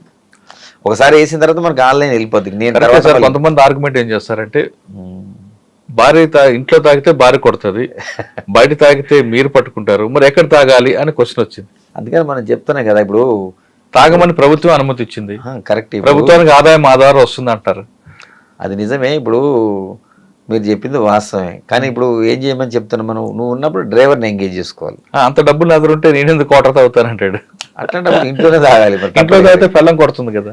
కరెక్ట్ గా అట్లా నేరం చేస్తే వేరే వాళ్ళు బలైపోతారు కదా, ప్రాణం పోతుంది కదా. మీరు అన్నది నిజమే. అది వాళ్ళు జనరల్ గా సరదా ఆర్గ్యుమెంట్ చేయడానికి మనకు వస్తుంది. అంటే సరదాని కాదండి, కొంతమంది ఆ రోజు మందు వేస్తేనే బాడీ పనిచేస్తుంది. అంటే రోజు కష్టపడి ఉంటాడు, అలసిపోయి ఉంటారు, తాగితే నిద్ర వస్తుందని కొంతమందికి దానికి అడిక్ట్ అయి ఉంటారు. అటువంటి వాళ్ళకి ఇది తప్పదు, వాళ్ళు ఇంటికి పోయి లేదు నడుచు కూడా పోవాలి కాదు. నడుచుకుని వెళ్తే మరి స్టెప్స్ మరి వేరే మార్గం లేదు కదా, వాళ్ళు నడుచుకుంటూ పోతేనే సేఫ్ సైడ్ మనకి. డ్రంక్ అండ్ డ్రగ్స్ కాస్త పక్కన పెడతాం. ట్రాఫిక్ వైలేటర్స్ కి ఒక్కొక్క కేసు చెప్తాను. చాలా 9 రకాలు ఉంటాయండి. హెల్మెట్ లేకుండా రోడ్డు మీదకి వస్తే ఒక ప్రమాదం జరిగింది అనుకోండి, ఆయన వరకే అది స్టిక్ అయి ఉంటుంది, ఎదుటి వ్యక్తికి ఇబ్బంది ఉంటుంది, అవునా? కానీ హెల్మెట్ పెట్టుకోవడం కూడా మస్ట్. హెల్మెట్ పెట్టుకోకపోవడం చనిపోయిన వాళ్ళ గురించి ఒక కేసు చెప్పండి. రీసెంట్గా మనం లైఫ్ స్టైల్ దగ్గర ఉన్నది, ఒక ఫాదరు ఒక డాటరు ఇద్దరు కూడా వస్తున్నారు. ఇది కాలేజీకి పంపించడం గురించి వస్తున్నారు వాళ్ళు. అతను హెల్మెట్ లేదు, ఆ అమ్మాయి కూడా హెల్మెట్ లేదు. వచ్చారు ఆ రోడ్డు మీద, మన లైఫ్ స్టైల్ అంటే బేగంపేట ఫ్లైఓవర్ నుంచి కింద దిగంగా పడిపోయారు. పడిపోయిన తర్వాత వెనక నుంచి వేరే 4 వీలర్ వచ్చింది, వాళ్ళకి తెలియదు కదా. ఇతను పడిపోయిన తర్వాత కింద పడిన తర్వాత అమ్మాయి అడ్డుపడ్డది, ఫాదర్ వచ్చి పడ్డాడు. ఆ అమ్మాయి మీద నుంచి పోయింది అది వెహికల్. అందుకే నేను ఇచ్చే సలహా ఏంటంటే, నాట్ ఓన్లీ డ్రైవింగ్ చేసే కంటే పైలట్ రైడర్ కూడా పెట్టుకోవాలి కంపల్సరీ. పెట్టుకుంటే అన్నిటికంటే మన లైఫ్, మన బాడీలో ఇంపార్టెంట్ హెడ్. ఇప్పుడు అదే హెల్మెట్ పెట్టుకుని ఉన్నాను అనుకోండి, అట్లా బతికిన సంఘటనలు కూడా ఉన్నాయి, నేను చూసిన ప్రత్యక్షంగా. సింపుల్ ఇంజురీస్ అయితే మన లైఫ్ సేవ్ చేసుకోవచ్చు ఫస్ట్. కానీ కొంతమంది హెల్మెట్ పెట్టుకుంటే హెయిర్ పాడవుతుందని, హెయిర్ ఫాలింగ్ అవుతుందని, ఇటువంటి రీజన్స్తో పెట్టుకోరండి. హెల్మెట్ ఉందని ఉంటుంది, బండి డిక్కీలో ఉంటుంది, లేదా ఇంట్లో ఉంటుంది. అవును, కరెక్ట్, మీరు చెప్పింది వాస్తవం. ఈ మధ్య రీసెంట్ కొంతమంది డాక్టర్స్ కూడా చెప్పారు, నాకు తెలిసి కొంతమంది మన ఇంపార్టెంట్ డాక్టర్ చెప్పారు, అది తప్పు. అది హెల్మెట్ పెట్టుకోవడం వల్ల మనకి హెయిర్ ఫాల్ అనేది సైంటిఫికల్లీ నాట్ ట్రూ అని చెప్తున్నారు. దానికి మనం వేరే అది కారణంతో చెప్తున్నారు, అది సైంటిఫిక్ నాట్ ట్రూ అంటే. హెల్మెట్ కూడా వెహికల్ రోడ్డు మీదకి వచ్చిందంటే ఖచ్చితంగా హెల్మెట్ ఉండాలి, ఉంటేనే పైలట్ డ్రైవర్ ఇద్దరు కూడా. ఇద్దరు ఉంటేనే బెస్ట్ అది. Right sir. కానీ ఇక్కడ వరకు వెళ్తాం అని వస్తుంటారు, హెల్మెట్ అవసరం అంటారు. అది ఇప్పుడు మన మనిషి జీవితమే క్షణభంగురం అంటారు. ఇప్పుడు ప్రమాదం ఎక్కడ పొంచిందో మనకు తెలియదు. అందుకని అందరికి నేను ఇచ్చే అడ్వైజ్ ఏంటంటే, ఇక అది రిస్క్. మీరు పెట్టుకోకుండా వస్తే ఏమైందంటే, లైఫ్ అయితే ఎవరు తెచ్చిరు, ఏదో ఫైన్ వేస్తారో అది వేరే విషయం, ఫైన్ పేమెంట్ చేస్తారు. ఫైన్ అనేది ఇంపార్టెంట్ కదన్న, ఎవరు లైఫ్కి వాళ్ళే ప్రొటెక్ట్. నీ మీద నీ కుటుంబ సభ్యులందరూ ఆధారపడి ఉంటారు, లేకపోతే మీ పేరెంట్స్ ఆధారపడి ఉంటారు నీ లైఫ్ గురించి. అందుకని లైఫ్ అనేది చాలా ఇంపార్టెంట్. కాబట్టి హెల్మెట్ పెట్టుకోవటం మస్ట్ అంటే వాళ్ళని వాళ్ళు రక్షించుకున్నట్టు అని నేను అనుకుంటాను. Okay sir. సెకండ్, హెల్మెట్ పెట్టుకో ప్రమాదానికి ఆయన ఒకరే బాధ్యత అవుతాడు, లేదా ఆయన మీద కుటుంబం ఆధారపడి ఉంటుంది, ఆయన నష్టపడతారు. కానీ రాంగ్ రూట్లో రావడం వల్ల ఒక ప్రమాదం జరిగితే ఆయనకి ప్రమాదమే, కరెక్ట్ రూట్లో వస్తున్న ఆయనకి ప్రమాదం జరుగుతాయి. దీనికి సొల్యూషన్ ఏంటి? అందుకని మనం యాక్చువల్గా రాంగ్ రూట్లో వచ్చిన మా సిపి సార్ కూడా ఈ మధ్య సీరియస్గా పెట్టారు. వాళ్ళ వెహికల్ సీజ్ చేయండి, తర్వాత కొంచెం వాళ్ళ కౌన్సిలింగ్ చేయండి అని. ఎందుకంటే మీరు అన్నది చాలా వాస్తవం. అది మనం జూబ్లీ చెక్ పోస్ట్ 2-3 సార్లు అయినాయి సంఘటనలు. అక్కడ ఎక్కువ సార్ అసలు. ఎగ్జాక్ట్లీ, రాంగ్ రూట్లో వస్తుంది. ఎస్, అక్కడ చెక్ పోస్ట్ దగ్గర కొంతమంది ఏంటంటే వైలేట్ చేసి, అది మీరు అన్నట్టు సిగ్నల్ జంపింగ్ ఒకటి, రాంగ్ డైరెక్షన్ కూడా వస్తుంది. అన్నట్టు స్పెషల్ డ్రైవ్ పెడతాం మేము అక్కడ. కారణం ఎందుకంటే అది ఇంపార్టెంట్ ఏరియా మీరు అన్నట్టు. అట్లా చాలా ప్లేస్లు ఉన్నారు. ఇక్కడ మనం 1/12 విరించి ఉన్నది, అక్కడ కూడా రాంగ్ సైడ్ వస్తారు. ఈ ప్లేస్లో మేము ఒక్కొక్క 1 వీక్ మా పైన ఆఫీసర్ చెప్పాక స్పెషల్ డ్రైవ్ చేపిస్తున్నాం. ఎందుకంటే అవేర్నెస్ మీడియాలో కూడా బాగా సహకరిస్తారు. ఇక్కడ అన్ని మీడియాలో కూడా మనం పబ్లిష్ చేయడం జరిగింది. చాలా కటింగ్స్ వచ్చినాయి, పబ్లిక్లో మెసేజ్ వెళ్ళిన. ఇప్పుడు మీరు అన్నది చాలా వాస్తవం అది. ఇప్పుడు అతను సిగ్నల్ జంప్ అయినప్పుడు ఏం చేస్తాడు, అది పడ్డ తర్వాత రెడ్ వచ్చిన తర్వాత పోవద్దు. పోవడం వల్ల ఏమవుతుంది, అవతల నుంచి వచ్చే వ్యక్తి అతను ఏం తప్పు చెప్పినా అతను కూడా బలవుతాడు. మీరు అన్నది నిజం అది. ఇప్పుడు అతను ప్రాణం తీసే హక్కు ఇతనికి ఎక్కడిది లేదు కదా. అందుకని ఇది మనం మీ మీడియా ద్వారా కూడా ఈ అవేర్నెస్ రావాలంటే మేము చెప్తాం, మీడియా కూడా చాలా కీలక పాత్ర పోషిస్తుంది ఈ విషయంలో. ఎందుకంటే అవేర్నెస్ తీసుకురావాలి ఈ ప్రజల్లో, కానీ తర్వాత పేరెంట్స్ కూడా అవేర్నెస్ తీసుకురావాలి. పిల్లలు ఇట్లా ర్యాష్గా ఇది రాంగ్ సైడ్ డ్రైవింగ్ కానీ ఇది కానీ చాలా అది మీరు చాలా స్పష్టంగా చెప్పారు ఇందాక. వాళ్ళకే కాదు, అనవసరంగా ఎదుటి వాళ్ళు ప్రాణం తీసేయడానికి ఇదవుతుంది. అందుకని మనం ఇంకా మనం తగ్గిస్తున్నాం. బట్ ఇంకా కూడా అందరూ కూడా సమాజం, సొసైటీ, మీడియా అందరూ కూడా సహకరిస్తేనే అది మనం చాలా వరకు తగ్గించుకునే అవకాశం. Okay sir, number 4 triple driving. దానివల్ల మాకే నష్టం జరుగుతుంది, నీకేమిటి అని అడుగుతుంటారు. పడితే మేము పోతాం కదా, నీకెందుకు క్వశ్చన్ చేస్తూ మీరేం చెప్తారు? వాళ్ళకే ఇప్పుడు మనం ఏదైనా వెహికల్ మనకి డిజైన్ చేసినప్పుడు ఏంటంటే 2 వీలర్ అనేది ఇద్దరికి, అది నాట్ 3 పర్సన్స్. మనం వేగంగా పోయినప్పుడు లేదా ఏదైనా అనుకోకుండా ఇక్కడ రోడ్డు మీద గుంటలు ఉంటాయి, అట్లాంటప్పుడు ఏంటంటే ఆ ట్రిపుల్ రైడింగ్ పోయినప్పుడు అంటే వాడు ఆ బండి డిజైన్ చేసిన మోడలే వేరు. ఆ ట్రిపుల్ రైడింగ్ వల్ల దాని కెపాసిటీ కోల్పోతుంది ఆ వెహికల్. దాంతో ఏమైతే ఎక్కడైనా బండి పడిపోయి వాళ్ళ ప్రాణం పోయే అవకాశం ఉంటుంది. వాళ్ళకి అది తెలియదు. అది నేను ఆమె ఎక్స్పర్ట్ వేరు, ఆ బండి డిజైన్ చేసింది దాని గురించి. అంతకంటే ఎక్కువ ఉంటే ఆ బండి ఎక్కడైనా జరిగితే అది స్పీడ్లో కానీ లేకపోతే మనం టర్నింగ్లో కానీ కింద పడిపోయే అవకాశం ఉంటుంది. చాలా మందికి తెలియదు ఆ విషయం. అది మీ ద్వారా కూడా అందరికి చెప్పాలని కోరుకుంటాను. ఓకే సార్, ఇంకా జిగ్జాగ్ జర్నీ, రోడ్ ఖాళీగా ఉన్నా ఏదన్నా ఒక మంచి బైక్ దొరికిందంటే ఇంకా బైక్ వేసుకొని హెల్మెట్ లేకుండా ఒక అమ్మాయి వెనక్కి కూర్చోపెట్టుకొని జిగ్జాగ్ చేస్తారు. అందులో ఉన్న ఎంజాయ్మెంట్ వేరే అంటారు. అటువంటి వాళ్ళకి మీరు ఇచ్చే సమాధానం ఏంటి? అది మీకు తెలుసు, నాకు తెలుసు, అది తప్పు అంట నేను. ఎందుకంటే అట్లా జిగ్జాగ్ మన స్పీడ్గా పోవటం వల్ల వాళ్ళ ప్రాణంతో పాటు ఎదుటి వాళ్ళకు కూడా నష్టం చేసే అవకాశం ఉంటుంది. ఎదుటి వాళ్ళు వెళ్ళిపోతే నాకేంది, నేను బాగా వెళ్తున్నాను కదా అంటాడు. అట్లా కాదు కదా. ఎందుకంటే ఈ సమాజంలో ఇంకొకరిని చెప్పే హక్కు మనకి ఇవ్వలేదు. ఇప్పుడు మీరు మీ ప్రాణం తీసుకున్నా పర్వాలేదు, నన్ను మీ ప్రాణం కూడా కాపాడుకోవాలి. ఎందుకు అనవసరంగా మనకు దేవుడు ఇచ్చిండు, లైఫ్ ఇచ్చిండు, సొసైటీలో మీకు ఒక రోల్ ఇచ్చిండు.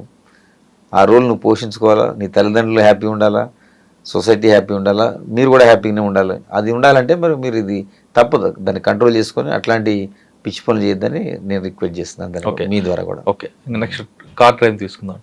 సీట్ బెల్ట్ మస్ట్ అంటారు. సీట్ బెల్ట్ పెట్టుకుంటే షర్ట్ అని అయిపోతుంది, సీట్ బెల్ట్ పెట్టుకోరు. సీట్ బెల్ట్ పెట్టుకుంటే ఏ విధంగా ఉంటే, పెట్టుకోకపోతే జరిగే నష్టం ఏంటి? ఫర్ ఎగ్జాంపుల్ చాలా కేసులు చూశారు, నేను చూసిన ప్రత్యక్షంగా, మీడియా సోదరులు కూడా చాలాసార్లు అబ్జర్వ్ చేశారు. సీట్ బెల్ట్ పెట్టుకోవడం వల్ల ఏంటంటే మనం ఎప్పుడు చాలా మందికి లైఫ్ సేవింగ్ అయింది. ఫ్రాక్చర్లు కావచ్చు, వాటి ఫ్రాక్చర్లు అయితే మనం సర్జరీ చేసి ఇది చేసుకోవచ్చు. ఆ వెహికల్లోంచి విండోలోంచి బయటపడి చనిపోయిన సంఘటనలు ఉన్నాయి. అయ్యో, అదే సీట్ బెల్ట్ ఉంటే మనకి ఏంటంటే ప్రొటెక్షన్ ఎక్కువ ఉంటుంది. మనం షర్ట్ తీరితే ఇంకో షర్ట్ కొనుక్కోవచ్చు, ఇంకొక డ్రెస్ కొనుక్కోవచ్చు, ఇంకేం చేసుకోవచ్చు. కానీ లైఫ్ అనేది చాలా ఇంపార్టెంట్.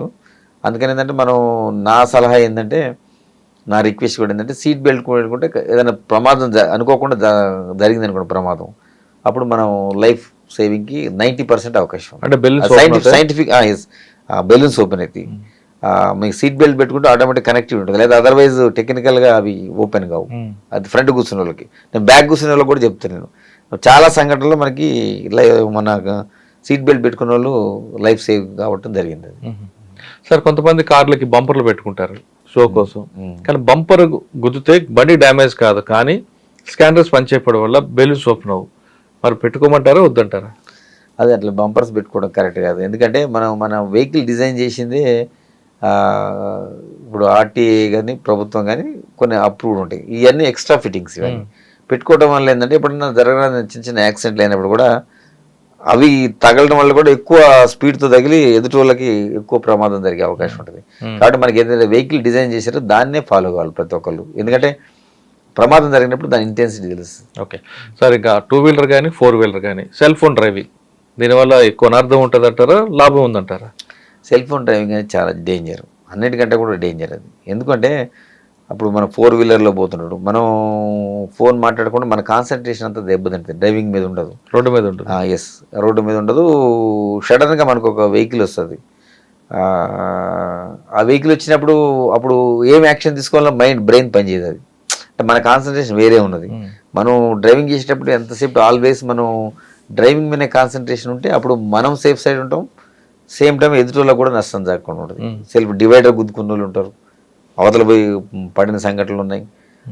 నేను మీ దాంతోపాటు ఇంకోటి కూడా చెప్తాను. నేను ఆ మధ్యకాలంలో మోస్ట్లీ కామారెడ్డి రూట్లో అనుకుంటా ఒక యాక్సిడెంట్ చూసాను స్పెసిఫిక్గా. ఒక అతను పాన్ పరాక్ తీసుకొని చింపుకొని టక్కన ఇట్లా నోట్లు వేసుకుంటాడు. ఆ టైంలో ఆ ఫ్రాక్షన్ ఆఫ్ సెకండ్లోనే పోయి వెహికల్ పోయి రోడ్డు దిగిపోయి కింద పడిపోయి చనిపోవడం జరిగింది.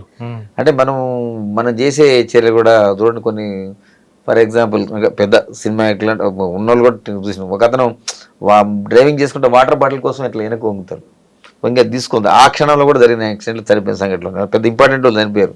నేను పేరు రివీల్ చేయను. అంటే మనం డ్రైవింగ్ చేసేటప్పుడు ఇవన్నీ కూడా పరిగణలో తీసుకోవాలి. చాలామంది అంటే సరదా అనుకుంటారు, సరదా కాదు అది. మనం గమ్యం పోయేది ఎందుకు, మనకు ఉన్న విషయాలు పనులు ఉంటాయి కాబట్టి పోతుంటాం. కాబట్టి దాన్ని దృష్టిలో పెట్టుకొని మనం డ్రైవింగ్ చేయాలి. కానీ సరదా అనేది ఎప్పుడు మంచిది కాదు.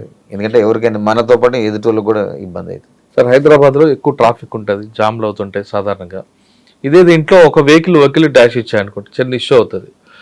ఆగినప్పుడు ఆ సంఘటన జరిగినప్పుడు బండి పక్కకు తీసి మాట్లాడుకోవడం బెటర్ అంటారా, లేదు ఆ రోడ్డు మధ్యలోనే ఇద్దరు ఆర్గ్యుమెంట్ చేసుకొని మిగతా వాళ్ళకి ఇబ్బంది కలిగించడం మంచిది అంటారా? ఎప్పుడైనా నేను అందరినీ రిక్వెస్ట్ చేసేది అంటే, ఇప్పుడు చాలామంది కొన్ని అత్యవసరంగా ప్రయాణం చేసేది ఉంటుంది. అందరూ చాలామంది చాలా అపాయింట్మెంట్స్ ఉంటాయి, పనులు ఉంటాయి, ఇంటికి పోయే క్రమం ఉంటుంది. మనం ఆ రోడ్డు మధ్యలో చిన్నగా తాగుతుంది.